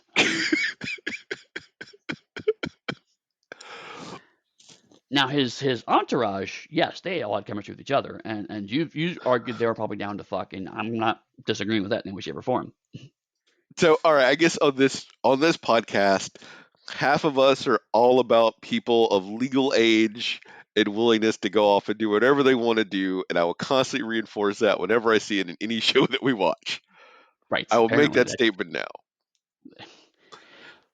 But yeah, no, I mean, like, not, for me, also, like, it's not just they have romantic chemistry, but also they have a friendship chemistry, Yeah, and that's to me almost actually more important, right? Is the uh, uh, they have a friendship and a trust that's can maybe evolve into a romantic chemistry, even though there's kind of a no, we can't do it. But still, the thing is that they just play off each other well on the screen. Even when there are scenes that has nothing to do with their relationship, they're interesting to watch each other, and they're good to watch each other. So these two actors, if they don't get on, they're doing a damn good job of making it look like they do. 100% agree. Because one of the things is like the series itself, I think, was filmed in New Zealand, and the writers were in Los Angeles. And I remember Oh, that okay. because I read way back in the day that part of it was they brought in Craig, who they thought was like the perfect for the role, with Bridget to see how their chemistry was. And if they didn't have Mm, chemistry, they weren't going to hire her, but they worked so well together. That's why we get the couple that we get. And I think as actors and characters, they work great. Like I feel their chemistry on different levels. I like seeing it, regardless of the stick. I give part of it. right. Um, I have different opinions as we move on, but these two have What? chemistry. Yes. And I'm I don't know what else to say about the Mortis. It's also a conceit that I'm not a fan of. Like you have this one organization who's immune to magic. Right. They're kind of like they're the aliens in Star Wars and they introduced in the books that were immune to the Force. Right. They're like the biological creatures. I got it. And I don't like it. It's a conceit that I do not like at all. Especially because in the next episode we're going to talk about, it gets contradicted. Yeah. Yeah. But no, we get to see Zed run off, which is a nice thing to see because you something you wouldn't think that character would have done. Anything before we move on to Yeah. the most important scene of this whole series? Yes. Let's talk about this fucking scene. Richard awakens in prison and shirtless. And even in my notes, should I make another S&M joke in my notes to myself? We get sexy torture time. We learn that the more Sith can capture control any magic directed at them.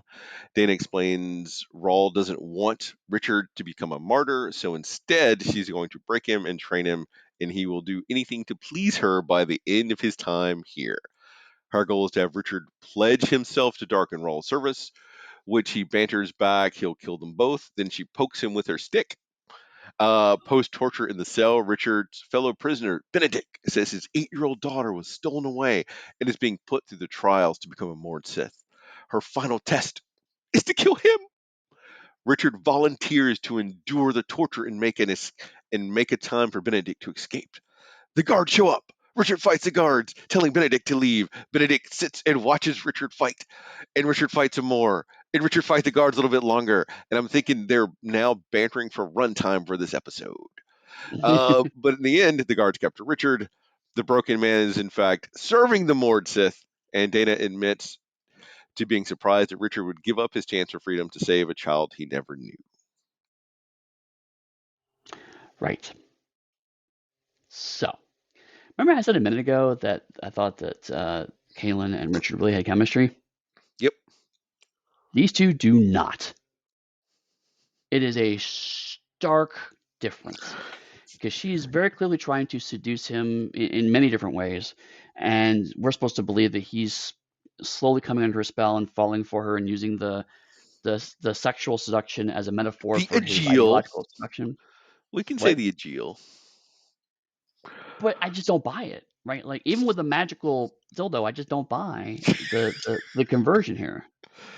All right, explain to me why not. I want to hear this part because I'm in agreement with you, but I'm curious about why you think that.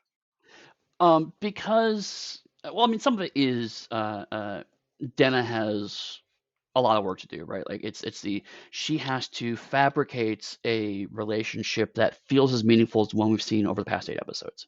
So some of it is just the plot is against you on this, and also we as the audience don't want to believe in that relationship because it's evil, and no, we don't want Richard to become evil. So there's a lot working against us, and I will put that up front.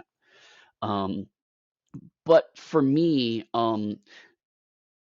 Dana is written as both cold, ruthless dominatrix and femme fatale, and those are two completely contradictory seduction techniques. Mm-hmm. And she's switching between them during the course of this scene, and you can almost hear the gears grind in these seduction techniques. You sure it's not the squeaky latex? It may have been. Maybe that's what it is the her chemistry was so bad that I couldn't even hear the squeak latex anymore. Just drowned out. Because like she's doing the whole like I'm gonna hurt you, I'm gonna hurt you, I'm gonna hurt you, and I'm gonna lean close and whisper to you, and the the the cinematography is actually pretty good because they do a really good job of like when she's being abusive, there's lots of long shots, and when she's trying to emotionally seduce him, there's lots of close-ups. So I mean, like the actual visual presentation is actually quite good on this scene. Yeah. But because the actors she's having to switch between these modes so rapidly, there's no flow, and so she's having to work against the script on some level while also trying to fabricate a relationship with Richard. And frankly, the actor playing Richard, is just trying to. He has to come across as, no, I'm resisting this. So he doesn't really have enough room to show that he's softening to her. So a lot of it, I think, is on a script level. I don't think it's necessarily the actors in this case. But as a result of that, which when you're just kind of watching it and not thinking about it, it just looks like, wow, these two don't get on it. These two don't have click at all. Yeah. I'm most in agreement because there's a reason why you do good cop, bad cop. Even with magic involved, the concept that there isn't enough time in the script dedicated to it, regardless of how long what they're doing to Richard, to have had Richard break. And with magic, I may circumvent that by like half the time, but still there is enough time. And if there's only one primary person doing it for to you, and if you bring another person that does the exact same thing, it doesn't give an incentive to have that person like you or care about you. The initial incentive for torture is to have it stop. Right. But if we compare this to something like, I forget the name of the episode, but the Next Generation episode where Picard's tortured for an entire episode, Hmm. they have the whole episode to work through that relationship. And so Picard waffling and going back and seeming to acquiesce, we have 45 minutes to go on that emotional journey. Here we have about 10. And so it's because there's an entire subplot of Kalen and the other confessor going on, which Yeah, we're not even frankly, there yet.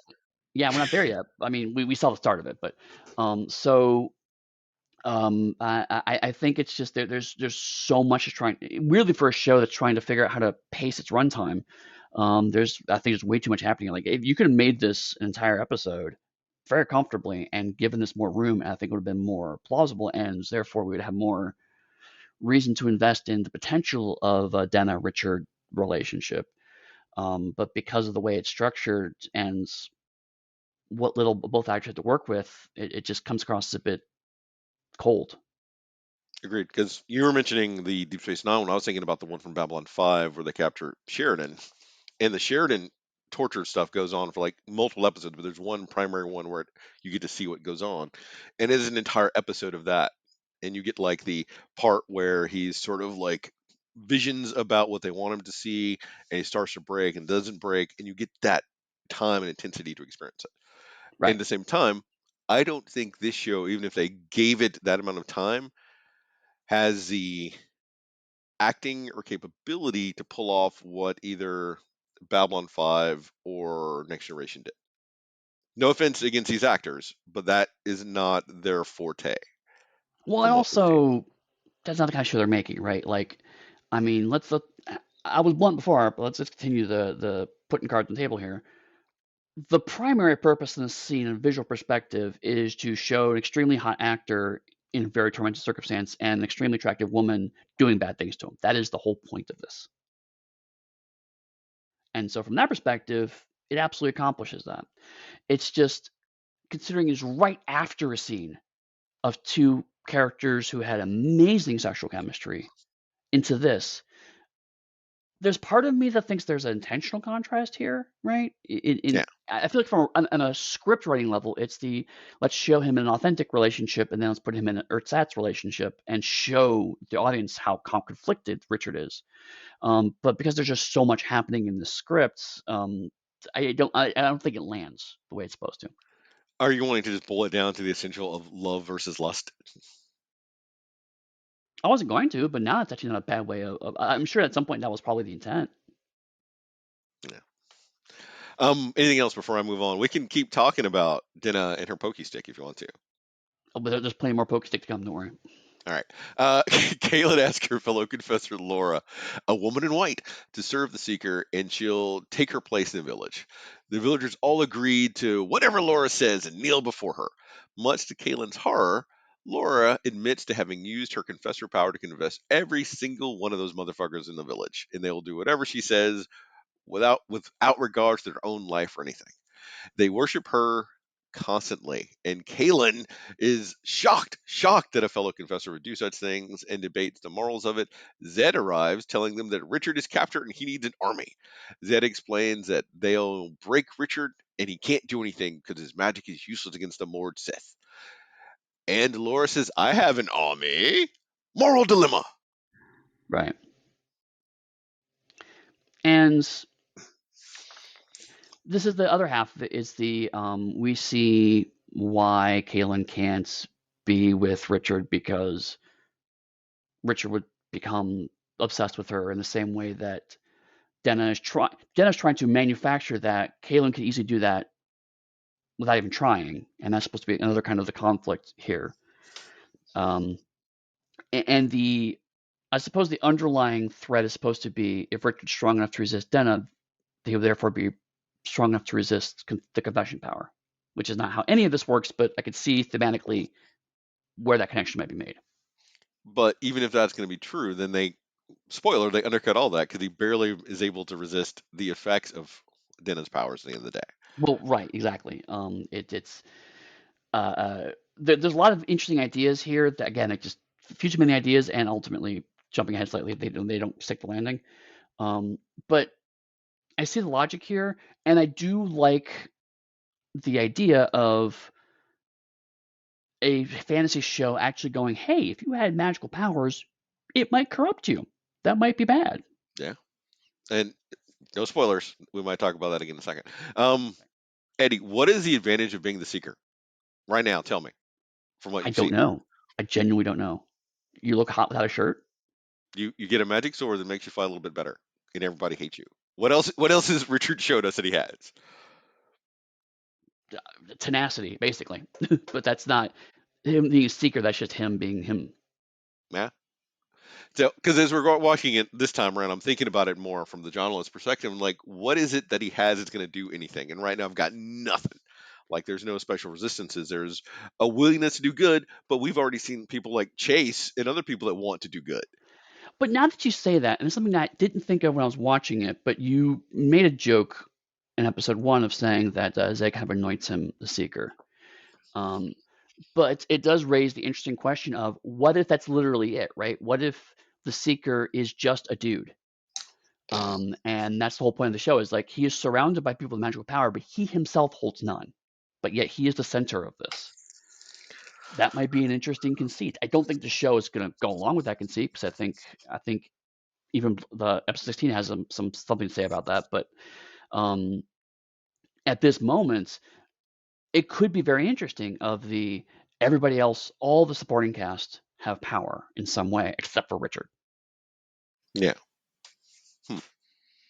So yeah, interesting. My other thought, so then we can move on, is that why is Dark and Roll doing all this? If we see that confessors are so easily swayed or broken already, why doesn't he just break a confessor and have her confess Richard? Because he needs the book slash box slash seeker slash sword slash whatever. Well, we've already established that there's a fear that Kaylin would possess Richard. So we break one other confessor and she takes over Richard, then it's done. Like he goes and Richard worships Rawl.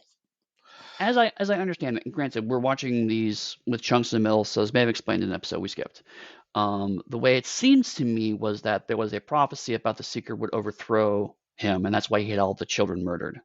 Yeah, that's true, but I'm asking why can't he get a confessor whose power is to dominate people? And we know that Kaylin could dominate Richard, so any confessor should be able to dominate Richard. Well, so I have an answer, but then I'm going to undercut it immediately. The answer is that the confessors are specifically devoted to the Seeker, and they're definitely implied that their power comes from their faith on some level, which is why I initially posited cleric. And so it's the you have to because Laura here, even though she has taken control of this village, she still believes it is in service of the Seeker, and therefore in service against Rawl. It's just she's doing it by manipulating literally everyone around her, and that's where the moral dilemma comes in. Because she's like, I have an army. They will go and rescue the Seeker. That is what I'm here to do. Why are you mad at me? Right. So that is there. The part that is going to undercut that is that all of this hinges on the prophecy being true. But this entire episode's conceit is that prophecies are misunderstood. So it all makes sense, except for this very episode, where we're explaining right now, undercuts that core premise. So you're right. Rawl should absolutely go to the confessors and say, listen, you understood the prophecy wrong. Here's what it really means. If you help me, then I will not become evil. And since you're in service of the Seeker, therefore you're helping out and you're doing what you're supposed to do. Yep, and I won't kill the Seeker, and the Seeker won't have to die either. So that's Right. essentially, I have too much time to think about this while I'm watching this episode. No, it came down to the show has an answer. The problem is the show, in the course of doing interesting drama, is undercutting its own answer. More tortured. Richard smarts off and is killed. She straight up kills him because Yep, he's like, "You can't dead. kill me," and she says, "Watch this, bitch," and she kills fucking Richard. And then she brings him back to life with the breath of life. Not even death can end torture. The Aegil is more than a weapon, but a tool to link us together. He admits to loving Kaylin and then explains that Confessor's powers would enslave him forever. We slowly watch Richard begin to break. The Aegil causes constant pain to everyone, and the Mord Sith are taught to use and control that pain. Kaylin convinces her side to give her 1 hour before the mind controlled forces attack. We get more Seeker goodness slowly breaking down to Dinah as Kaelin arrives. The confessor tries to bluff Dinah and asks only to speak with the Seeker, but Dinah knows too much about her, and all she needs to do is kill Laura, and that would break the spell of the forces that she's dominated. Richard saves Dinah from Kaelin, and they're both and captures Kaelin in the process. The heroes know now in the dungeon. Richard admits that the archers would have killed her, but he saved her by capturing her. But he may soon not be able to resist Dinah anymore and asks Kayla to confess him. I'm gonna just finish the whole thing at this point, Well, yeah, go ahead unless and you finish. want Yeah, me go to ahead and pause. finish. No, go ahead and finish because I have a thought, but go ahead and All finish. right. Dinah's archers kill Laura and free the enslaved villagers as the Mord Sith, and then the Mord Sith threaten to train Kaylin unless Richard kills her. After a long struggle, Richard breaks free, and we get an epic battle scene. Epic battle scene. Seeker versus Goons, Confessor versus Sith. Until in the end, Richard kills a surprise Dinah because she taught him how to withstand pain. Back at the hero's camp, we have a romantic, dramatic, hopeful camp scene between Seeker and Confessor. She'll never leave his side again. His mission is more important than their feelings. Nothing more than feelings, feeling. And we get a shocking end scene where Dennis brought back to life with the breath of life. Right. Uh, so what I was going to say was, given how you read that, I feel like you had the same feeling I did, which was that after this point, arguably after Richard dies and comes back to life, the show is just marking time to go through the things we already know are going to happen. Yeah, 100%. Because granted, the Richard is straight up killed. It's like, okay, we as the audience know he can't die because it's literally Legend of the Seeker. He's going Yep. to come back to life. Yep. But it's the okay. So how do you do that? Well, we have the breath of life. You know what would have been better though, What? is if before they had killed him, Zed, Laura, and Kaylin were talking, and they said, "But what if they kill the Seeker?" And Zed wistfully looks off into the distance. If they kill Richard, there is another. Boom! Right. There you go. Problem There you solved. go. And then Dana becomes a Seeker, and Laura No, becomes her no, no. confessor. Richard's unknown spoiler sister becomes the Seeker. Oh, right, the one that we see in episode 16, right? Not at all Star Wars, buddy. Um. So yeah, I mean, I don't know. I mean, I wasn't upset by any of this last chunk, like last third act of the episode. It just felt all a bit inevitable. Yeah. It's like, of course, Laura's going to come up, and of course, Dennis going to go back by Richard's side. Of course, Richard's going to break off um, Dennis' mind control. None of this is shocking, and nothing really interesting happens as a result of all of this, which is the sad part. Because like, if there had been an interesting outcome, like any of them have been permanently changed by this, that would be one thing. But even Richard picks it up because she taught him to resist pain, so he's able to wield the weapon thing. It's like, okay, but you would think that the Mord Sith would be aware of that particular loophole. It seems like a pretty obvious thing to miss in your training manual. I, all I know is supposedly it took the Morse decades of training to be able to do what they do. And I got it. He's a PC, so he gets to do stuff faster. But that's yeah. Right. So it goes back to the what makes a Seeker special, and the show doesn't. I mean, this episode doesn't address that point, because everything we could chalk it up to could just be Richard's just a stubborn son of a bitch, which frankly the show has pushed so far. This is the guy who literally burned the Book of Destiny because it was getting in the way of people dying. So him being stubborn enough to say "fuck you," I'm going to stab you with the pain dildo seems like a perfectly accurate response to the situation. It's you have to refer to it correctly, Eddie. It is a double-sided pain dildo because it hurts them both at the same time. Right, right. Who would have thought a fantasy run? This is what we're talking about. Oh, Well, I mean, good call, Chris, for picking this show. Good me. yeah, because let's be honest. This is what the show wants, so we're going to engage it on the terms it's set down. You set this table, and this is the meal we're eating. There's so many jokes I could make. I don't know which one to go for. There's a pie joke Oh, in there somewhere, I'm sure. that's another But joke I could have made too. right, no, There's but no like, safety from bad jokes in this thing that you're doing. right. But it's just like I said, like there's an interesting story of Denna trying to seduce the Seeker and failing. There's an interesting story of what happens when the Confessor's power goes out of control. Those are both interesting stories. Mm-hmm. By putting them together, neither of them have time to get any kind of depth or nuance to them. And so when they actually collide here, it's just of course these two plot, everything just feels, like I said, inevitable. Of course the plot heads are going to hit. Of course certain things went out a certain way because that's the kind of, even though this is serialized, it's still heavily episodic. So these things have to get back to status quo by the end of the episode. Part of it is though, and in something that you said originally about for Watchmen, is that Hollywood wouldn't have greenlit it if it didn't have pretty people in it.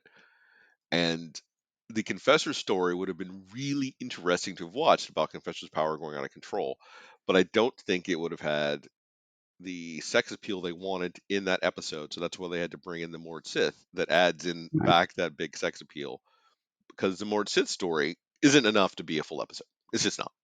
Like, they don't have the gumption or ability, I think, to pull off how we said the interrogation episode. So they need both of them to work together. And that's why I mentioned a couple times that this is kind of falling in the chasm between two, because like if this had been um, done earlier, this probably would have been more of a half-hour type show, and this would have been very cleanly 2 half-hour episodes. Yeah, Uh, if this gone a few years later, the audience would have been more interested by the dramatic nuances of this and wanted those to come out, and those are ones that would have to have been expanded to encompass a more nuanced take on this rather than just being generic bad guys who want the MacGuffin because reasons.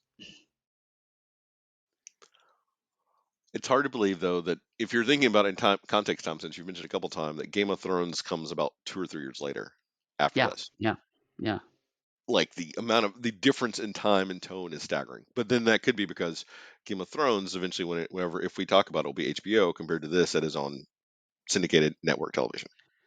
Well, that's the other thing, right? Is that we're getting near the end of the syndicated television era, but there's still certain things that syndicated television needs to constrain. Their standards and practices are still a thing, even though they're expanding and getting looser. They still exist, and so they're the kind of shows we're talking about. We'd like to see, frankly, just wouldn't have flown on syndicated television in 2008. But but if Legend of Seeker had been picked up by HBO instead of let Game of Thrones, would there have been 8 seasons of Legend of the Seeker? Maybe because I think people would have wanted to see that dildo in action at that point in time. Right? Oh yeah, that's a very different scene if HBO had shot it. Um, that this is one of my favorite parts about doing this podcast, again, to talk about some of the differences between syndicated television and like premiere television and what you can and can't do. Like that's the nitty gritty stuff that I really enjoy doing, which in of itself we should potentially just one day do like a whole episode about that because that would Yeah, be maybe, fascinating. yeah.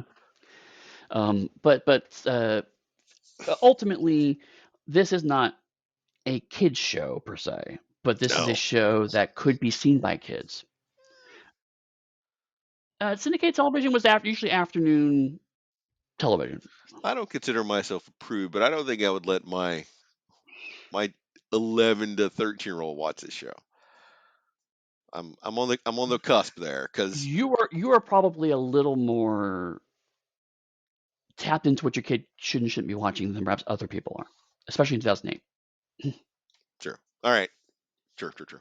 Um, anything else about this episode and its shocking ending of them bringing Denham back to life with the breath of life that we've established that obviously you can use a day later? Somehow, yes, sure. No, at And the episode. I want to put that stamp now that it looks like it was a day or more later when they use that breath of life. All right. Are you saying they're going to contradict this in the very next episode we're going to watch, Chris? But this is 8 episodes later, Eddie. So it'd be weeks Right. later, like a couple months. Dark and Raw. All right. Season 1, episode 16, Bloodline. Dark and Raw's crew locate the general area where the third box of Orden should be in the plains of Morrow, a former wizard battle site of 3,000 years ago. The grass is always green year round. And Zed is using magic to shield the box from the box's location from Dark and Raw's forces, he believes.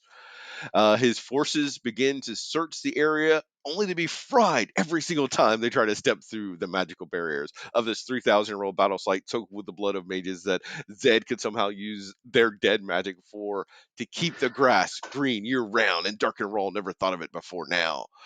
Post credits, we have some Pink Panther action with Kalen and Richard fighting. And I use the word flighting because it's flirting fighting. Zed lets us know the box is in fact hidden behind a deadly wall of magic and hopes that eventually, after enough of Dark and Raw's forces have been killed, the Dark Lord will say, you know what, I'll leave my tower. I'll go to that site that's killed all of my people. So I straight up laughed when I started this episode because episode 1 is like we have the Book of Orden. Nope, the book's been burned. Episode 2, great. Episode 8 is we have the Box of Orden. Okay, fine. We have the new MacGuffin, fine. Now we have the third Box of Orden, and it's just like, oh my fucking god, are you kidding me? Now we're gonna find. It felt like we're gonna find the 75th Box of Orden. It's So this I will give to like our format of the show that they likely referenced before that the box was broken into 3 parts, which we didn't see because we didn't okay, watch the episode. fair, but still, I mean, the way I watched it, it was just like, here's literally the next MacGuffin. Well, we destroyed one, so then we could trick you to have multiple other that you're gonna look for. It's like how the 13 ghosts of Scooby Doo, but they Oh, never actually find all 13 ghosts. I may be the only person on the face of the planet, but I really enjoyed that 13 episode cartoon that was so bad it never came back when I was a kid. I love Vincent Price in a Scooby Doo is like a protagonist. Fucking Yes, beautiful. yes. But I mean, as much as I roll my eyes at that, I do. I did like the. I didn't like how it was presented, but I did like the idea of this grass is always green because of the magic from this horrible wizard war that happened, right? That's the kind of setting building that I like to see in fantasy of like the here's how this world is different. And it's kind of like our world, so you can recognize it and understand it. But it's different because magic has fundamentally changed this world. And so it gives a little edge of darkness to the setting, which I actually kind of dug, even though it was just Zed literally explaining it as we had a camera over the green fields of New Zealand. All right. This is the most PC plan I've ever heard of. And I've run a lot of games, and this is the most player like plan I'd ever seen a player come up with.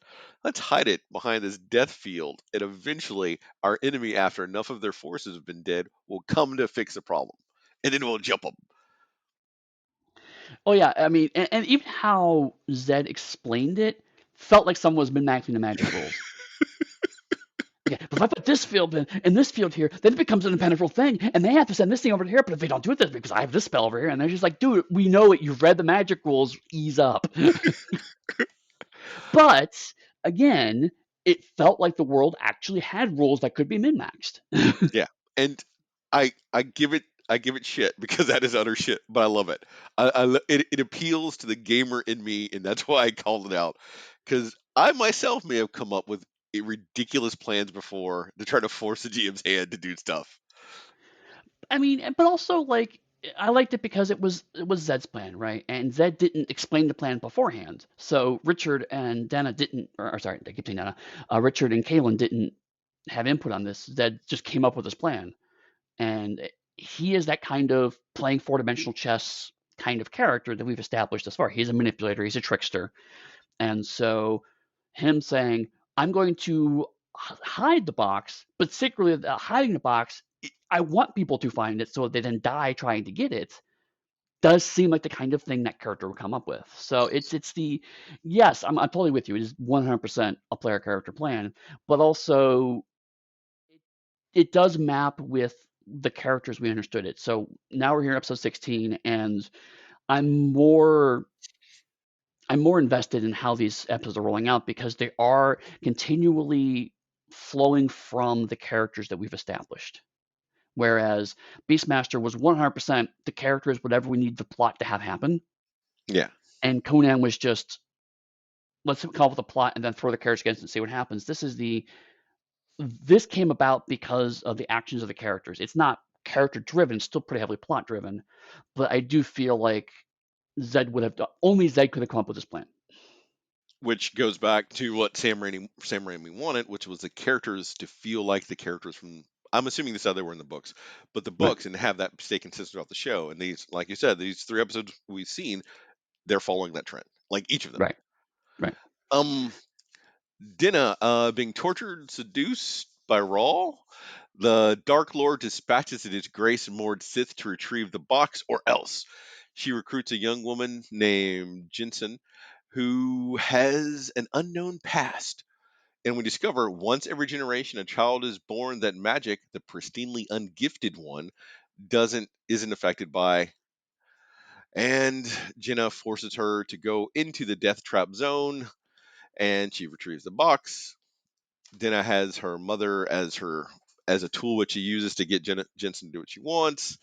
Then she tricks Jensen into believing that the Seeker is in fact evil, regardless of the fact that Dinah has captured her mother, and everyone knows Dark and Rawl is an evil fucker that's been doing shit for decades. And then Jensen tries to be cool, and she throws away the box, only to experience how evil Dinah can be, as Dinah pokes her mother with a double-sided pain dildo. Our heroic trio watches from a distance as we get an expedition dump until Richard eventually leaps into action and we get an epic fight scene. Zed realizes that Jensen is Richard's sister. Jensen knows he's her brother and that Dinah has their mother. A black rider comes saying Dinah is at the waterfall of sorrow. I'm assuming next to the plain of Morrow. Zed drops yet another family revelation that he is their grandfather. He didn't tell Richard because one day he may have had to choose between mission and family, and we get a bunch of angsty teen drama from two actors that are in their 30s. Which is what I like to call the CW effect, right? It's the everyone is clearly in their late 20s, but they're all pretending they're in their late teens. It is what it is. Um, but I both hate and love this chunk. Um, I love it because I don't think the show agrees with me. But when you say Jensen is Richard's sister and she's resistant to magic, magic straight doesn't work on her. And then she found out she's Richard's sister. In my head, I was like, oh, that actually explains episode 8. The reason he was able to resist some of the stuff was because maybe he's not as pristinely ungifted, but maybe he has some magic resistance. Yeah. And that might explain episode 8. I don't think the show agrees with me on that point, but to me, it explains what I thought was a small plot hole in episode 8. But then, literally every character we've met in this episode is now related to Richard. Yeah. And she's like, I'm your grandfather. It's like, Zed being Richard's grandfather not only adds nothing to the story, but It actually makes the detracts. story worse. Yes.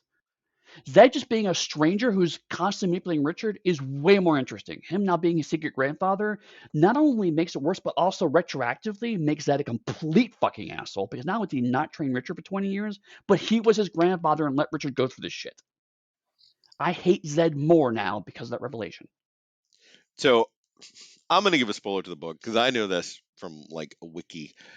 But in case you haven't guessed, they don't know. They don't say who Jensen's father is. It's Dark and Rawl in the books. Dark and Rawl is a father. Of course it is. So I won't. I Um, want to spoil this for this point. Is that all of this is down one family line that causes all these issues and problems.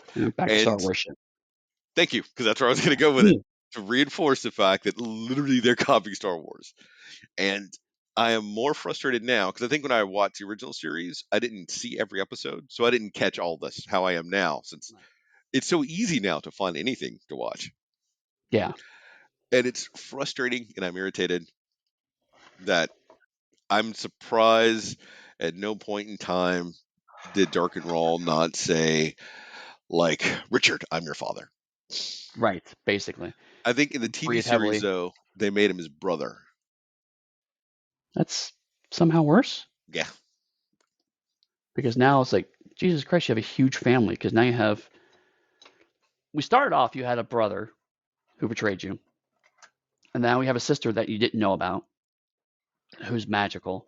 And then Dark and Raw is also your brother who was, if that's true, then was also had hired his other brother to work with him, but that somehow never came up. Yeah. And the age difference doesn't make sense either. No, So, it's ugh. so yeah, And now I just thought this: if Zed is Richard's grandfather, he's also Michael's grandfather, no, and said fucking nothing. no, Oh remember no, that Richard was adopted by that family. oh that's okay, but still, But I'm saying it's worse that we find out. I think in episode, because the reason for me it's even more frustrating is that Richard grew up thinking that was his family, but Zed had a family member right there that he could have been part of telling their life to. Like that, right. even not the training part, just that. He could have let him do everything else he did before and still just raised him and not taught him shit. Right. But he couldn't because he wanted to fuck chickens. Boom. Um, He might make his own family. I love. So people heard me before say that I hate the concept of like there's a group of people or species, whatever, that's immune to magic. I hate it. I hate it. But I love the concept that one person could be like immune to magic. And then the piece I love the most is that Dina doesn't tell her that she can't use magic until it becomes plot relevant. Like that, I like because Yeah. I am a magic vortex. I can't use it, and it doesn't affect me.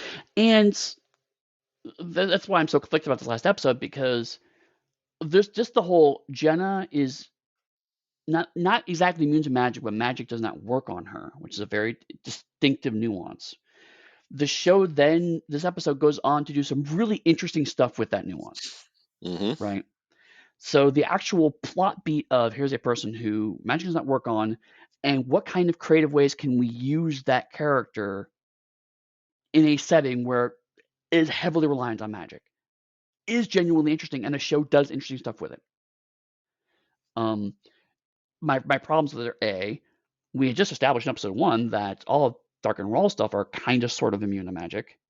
But this in here, she said, once in a generation does a person like this born. So that's a problem. That's a contradiction. I guess their sticking point is because I wrote specifically. It says it's magic that's directed at them, kind of like the Agatha Harkness thing. If you're watching Agatha all along, I've only watched episode one so far, so well, even if you watch WandaVision, when you see the sorcerer all cast their magic at Agatha and she drains him, oh right, right, I think it's that similar to that principle. maybe, but this episode does not go into that nuance in any way, No, shape, or form. not at all. It's Which vaguely relevant. again, to go back to the syndicated format, to be fair, this would have been almost 4 months since the last episode. Expecting audience to remember that plot point is damn near negligible. So we're looking at we're viewing this in a way that was not meant to be viewed, Yeah. and finding connections. So I'm not going to hit it too hard with that stick or the leaded dildo. Denna, on the other hand, uh, just very frustrated in this moment with the character, because I get it. Rawl seducing her and torturing her is supposed to be an inversion of the way she did it to Richard. Especially because I watched episode right before this. It's super clear that's what the parallel is supposed to Yeah. be here. And so she's beaten down and she's like, oh, I'll do whatever it takes. And then we literally cut to the next scene where she's back in the latex with her hair back. Like, you should put a scene between those two to give her a chance to clean up a bit, but no, she's immediately just back into it. And then how she's acting during this, it gets a little better later, but at this moment, it's like nothing happened. She is exactly the same character we saw in episode 8. And so I was like, so what was the point of the whole torture thing? Again, a little bit later, we see that play out a bit more, kind of, sort of. Um, uh, but she felt like she was kind of crammed into a script that maybe didn't have her initially. See, I don't think so. I think she would have been like the reason they wrote part of the script, though. Because so Maybe, far, no one else has been able just to randomly catch. From my understanding, no one else can just capture Richard whenever he sends him out. And if you have someone that can capture the seeker whenever you send them out, why is that not the person group that you send out every single week? right? I don't know. Maybe you're right. I think you're probably closer to the truth than I am. That was just, the whole thing felt off to me. And don't get me wrong, I myself enjoyed the initial opening scene and getting to see Dinah post and pre costume. Right. It would have worked for me to get me to view the rest of the episode. All right. Sure. Anything else before we move on? I know. Let's move on.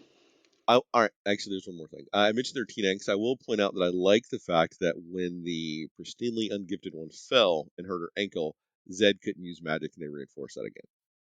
So it Mm, was a nice little touch to show that. After sibling bonding, they hatch a cunning plan. Richard convinces Dinah there is a way they both can win. He'll give her the third box if she helps him steal the other two. They just need her knowledge of the castle, and then Jensen will go and retrieve the box, and they'll give her the third one. They all agree, and Dinah kills her mother and says she'll give her the breath of life only when they give her the box. and if they give it to her before morning, it'll all work out. Whoever has all, but then we learn whoever has all three boxes can control everyone. The magic is just like the One Ring, corrupting and ultimate power. Dinah draws them a map, and the siblings head off. They leverage it. I'm gonna go ahead and finish the rest of this. Dinah, when Jensen and Richard return, of course, lied, and she tries to take the third box by force, saying that it's too late for their mother. She knew that if she'd waited until morning, their mother could come back to life. We get some flirty banter between Dinah and Richard as she threatens him, and the archers are surrounding them. The Seeker tricks her into letting them assemble all three boxes, and then Richard has unlimited power, aka the word. Dinah, and he says all of them to halt, and he starts ordering people around. Dinah is tortured because Richard says that she will die slowly as he slowly becomes more and more corrupted by the boxes because she lied to them. He tells Kaylin to kill her slowly, and we get this graphic scene of Kaylin constantly punching Dinah in the face in slow mo, like the big white flowy robes and blood everywhere. And the Seeker has become vengeance. He orders the soldiers to fight to the death. Everyone is saved by Jensen, who separates the boxes. And Jensen is given the two boxes of Orden as her immunity slash magical resistance stuff will stop anyone from tracking the boxes and no one else can use them. Our heroic trio will take the third box. They do a funeral pyre for their dead mother, and Zed drops the Yo-Jo moment of the entire episode at the end. Yo-Jo. Right. Jojo. Uh, I guess I want to start with the unfortunate trope in media of sexualizing violence against women, which is definitely what's happening here. Mm-hmm. Um, it's one thing to show a villain getting her comeuppance, another thing to very clearly and heavily sexualize that moment by lingering on it, so that we can get physical satisfaction of her torment. That is just an unfortunate thing in media. I don't like it. I've never fucking liked it. We got it here, and I don't like it here either. Mm-hmm. Um, I am more frustrated because it's in the middle of a bit I do like, which is that leading up to this, it's like whoever gets this will become horribly corrupted and try to control everything. And Richard goes, "Nope, I'm good. Here's the plan." Okay, but you're gonna get corrupted. And he goes, "Nope, I got it. It's a plan." He I'm does the it, and he Seeker. immediately gets corrupted. And I actually like that because it's the once again, there's nothing special about Richard, and he doesn't get out of it by himself. It's because the boxes are able to be broken because his sister is not affected by magic. She's able to break the boxes apart. So I actually like the fact that Richard ultimately is nothing special, but that's what makes him special on some level. So the character beat I liked, but man, everything around it is fucking disgusting. So I don't like the fact that there's nothing special about Richard, given the fact that if the entire premise is whenever evil arises, like that's when you get your seeker. And they've been waiting over 1,000 years for the one true seeker.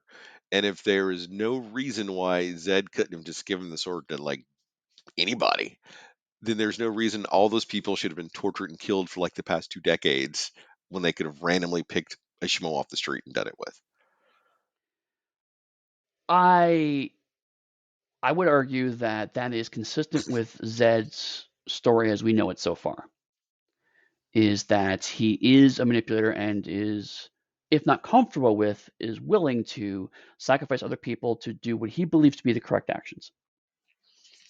And to be fair, also I am distinguishing between what the characters believe and what the story is telling us. Right, the characters may genuinely believe there's only one seeker that only comes 1,000 years, and that Richard is the correct seeker. But some of the beats we're seeing, the world is telling us that anyone maybe could have been a seeker, but the characters may not have realized that. Because to be fair, Rawl didn't really start ramping things up until he believed the Seeker came out. And when we believe the Seeker came out, and people started saying, "Oh, the Seeker is here." That's not quite true because Rawl, like in his forces, took over all this stuff, if I'm reading it right, decades ago. Right, And because he tried to stop the Seeker from coming. That's why he killed all the firstborn sons. Let's not even get into the yeah, transfer yeah, later. yeah, yeah. We're gonna. So he killed the firstborn male babies. Um, Missed one, and so he's like, "No, I got this on lockdown, so everything's just fine. I just need to get the book." Wait, who burned the book? Oh, it was the Seeker. Oh, great. So Seeker's here. Now I got to start ramping things up. Which but even from like that, then that just means that all Zed did was do nepotism, and like Oh, sure. this motherfucker's killing the firstborn sons. I'm just gonna steal my grandson and let everyone else die. Right. But again, like my argument is that Zed is a morally gray person, and he may have believed he was doing it for the right reasons. It's just that objectively he may have been wrong. Now, granted, I'm probably putting way more thought into this than the people who made the show did, right? Probably. But we're also two people that have not read the book, so we don't know the original source material. We're basing it strictly off of the show and speculating. But that's Right. fun. But to me, that's why this show would get like it's like 60% formulaic. I know where this is going. Then every once in a while, sorry, 60% formulaic, 30% horny, 10% okay. I didn't expect that, and this is 10% that kept me going. Okay, I'm back in. I'm curious about this because the obvious answer would have been that Richard resists the temptation, but he doesn't. In fact, he's immediately falls into it and and goes harder, right? Because he doesn't fight it. He's like, no, yeah, I want her to die. And then it was the slowly, and then he goes harder afterwards. Like it's not that he's just falling; he's falling even faster as we watch him descend. And I'm like, that's interesting because that's not the chosen one narrative we usually get in these kinds of shows. I can see My that. frustration is that, uh, uh, first of all, if that is true, it's kind of muddled. It's very muddled. Secondly, again, it's happening during an extremely uncomfortable and bad scene of Hmm. how Denna is being treated. And on top of all of that, uh, the there's a what we call a face turn for Denna that I don't like, in the sense of she's tortured by Rawl, so it's oh, I'll get the Seeker, and so she goes to get the Seeker, and then she starts to well I'll help you with your plan, and the intent seemed to be that the audience is maybe softening to Denna, and so maybe, oh no, she's going to turn good and she's going to help the Seeker, and then it's like, no, I lied. Um, but to your point, my initial frustration is that you mentioned this earlier. Um, the big twist is supposed to be that when she can't lie to the Seeker anymore, she reveals that she could never bring him back because it takes a day. Whereas you point out, she herself came back to life after a significant period of time. Yeah. So the big twist was an emotional gut punch, but also immediately contradicts a piece of lore in the world. So it feels cheap. And that's why I'm frustrated because like I'm seeing glimmers of what could be a potentially extremely compelling story of let's very lightly deconstruct chosen one narratives. But I don't think it's actually happening. I think it's just slightly sloppy writing that leaves these glimmers for me to kind of grab and pull out and go, this could be really cool if the show is based around this, but I don't think the show's based around this. And for your point for Dinah, having watched all of this like a long time ago, I do know that eventually a Mord Sith joins their cause. It's not Of Dinah, it's course. someone else though. So they have a Mord Sith rolling with them, and there becomes four of them. Mm. Which I'm curious if that is what some of this stuff of trying to make Dinah somewhat likable is also part of, to show that all Mord Siths aren't the same. I don't know. Maybe. I mean, if that's now that I know that piece, I can see the argument for we can't redeem Denna. Needs to go as a character, but if we show that he's awful to even his most loyal subordinates, therefore, when someone makes the face turn to join them, the audience buys it because it's like, okay, well, Denna was close to but didn't make the change. Somebody else could step over. Because the Mord Sith that joins him is also an attractive blonde woman. I mean, of course, because there's no Nazi parallels whatsoever happening here. What do you mean, Eddie? I have no. I'm not even gonna do it. I don't have it in me this morning to do that. Um. All right, let's just wrap this up. We're well over time for Legend of the Yeah, Secret. I didn't expect to talk about 2 hours, 14 minutes on this show. But the funny part is, though, is that for our, like we talked about last time, I think for our format to really work, shows need to have stuff that you can discuss and delve into. And good or bad, this show has a lot of those points, and I think we could probably go like another hour just talking about the show, if even if I hadn't sped through some of the synopsis. No, that's absolutely true. Like Beastmaster, yes, we talked for 2 hours of Beastmaster, but also a lot of that was digressions, and a lot of that was just going, "Wow, the sorceress is great." Um, this, you're right. I mean, I feel like I keep talking about this show. I don't know if I would seek it out and watch it for myself. Um, and I mean, we keep using watchable as a term. I'm not even sure watchable entirely applies because there are some parts of the show that are genuinely boring, Mm-mm. right? The last half of episode 8 was just kind of dull. The reason that I think that I would watch it is I like seeing attractive people like everyone else do stuff in scantily clad. I do. I'm not gonna lie. And I would probably have come back for it. I think that's probably why I did come back for it 15 years ago and watched. I've seen all 2 seasons of it back then. I It's not think watchable, but it is. It's guilt. It's like that guilty pleasure watching that sometimes you do. Like like this is utter trash. There are better things I could do with my time, but there's enough interesting things on screen that I just can't quite get up. right. And now that you say that, I actually think I understand a bit more about kind of what happened in this episode. If you look at this and realize there is a part of its DNA is soap opera, Hmm. then the we're all related twist makes a lot more sense. Yeah. Um, the the woman that is bad, if you look at a very reductive level, the love triangle of Richards, Kaylin, and Denna is the bad person that Richard shouldn't be going to, but he keeps getting insulted with, whereas Kaylin, the one that he should be with, that he can't be with. If you look at it from that kind, the soap opera, again, CW ness of it makes a lot more sense. And that's something I absolutely can go back and watch because this show is not good. Mm-mm. It's not bad, but it's not great. But I kind of want to see what happens to these characters. I can And absolutely see that. I'm in utter agreement. It's not watchable. Like watchable is something that's it can be bad, but it's fun and it's engaging on some level. And this is not those. This Much is this like is empty calories. much how your analogy for soap opera. Because thinking about it, it is a soap opera, and like more soap opera than what a lot of TV shows are, because a lot of shows start falling towards soap operas. But having watched Days of Our Lives in college, this does remind me of that now that I make that correlation. Right. Yeah. Yeah. Hmm. Eddie, what are we gonna do next time to get out of these doldrums of normal television? Well, I don't know if we've mentioned this show at all in the past few weeks, but there's this kind of little show that happened around 2011 called Game of Thrones. You may have heard of it. I don't know. I don't know if you've watched it. But yes, no. The titanic shift in this kind of morally complex fantasy obviously is Game of Thrones. We need to talk about Game of Thrones. And the point I made earlier, we're not going to start with the pilot or even stay with episode season one, because to my mind, Game of Thrones is such a cultural phenomenon that I don't think we need to kind of reiterate the start.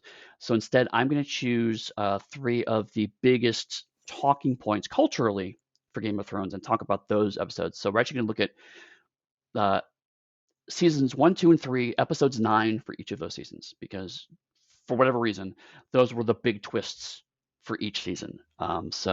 Uh, season 1, episode 9, Baelor; season 2, episode 9, Blackwater; and season 3, episode 9, the infamous Reigns of Castamere, which Eddie, if is people that fucking episode.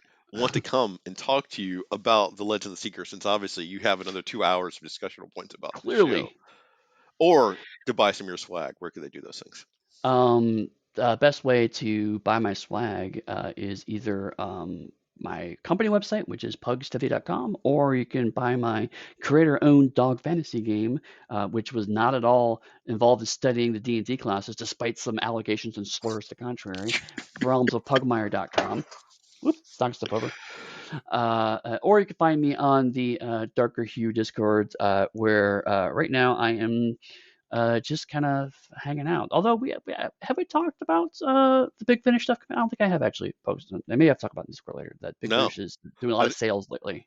we've both been pretty busy, like with writing gigs, and you also have That's a true. Kickstarter going, I think, right now. And by the time you listen to this, it'll be over. But yes, at the time I'm recording it, we're about to wrap up. So generally, I think for the past few months, because like Cyberpunk and other stuff, unless you're adding us, you've not gotten the same level of engagement as we would normally throw out there. And I've even posted less Right. Star Trek memes. I've been posting some Doctor Who memes to kind of counteract that narrative. So Yeah. If you're looking for me, you can of course find me in Discord. You can go to my website, darkerstudios.com, buy some Haunted West, or you can join my Patreon. Or if you want, you can literally just put money envelope and send it to me, and maybe it'll reach me one day. It's a kind of magic. Yes, another Highlander joke.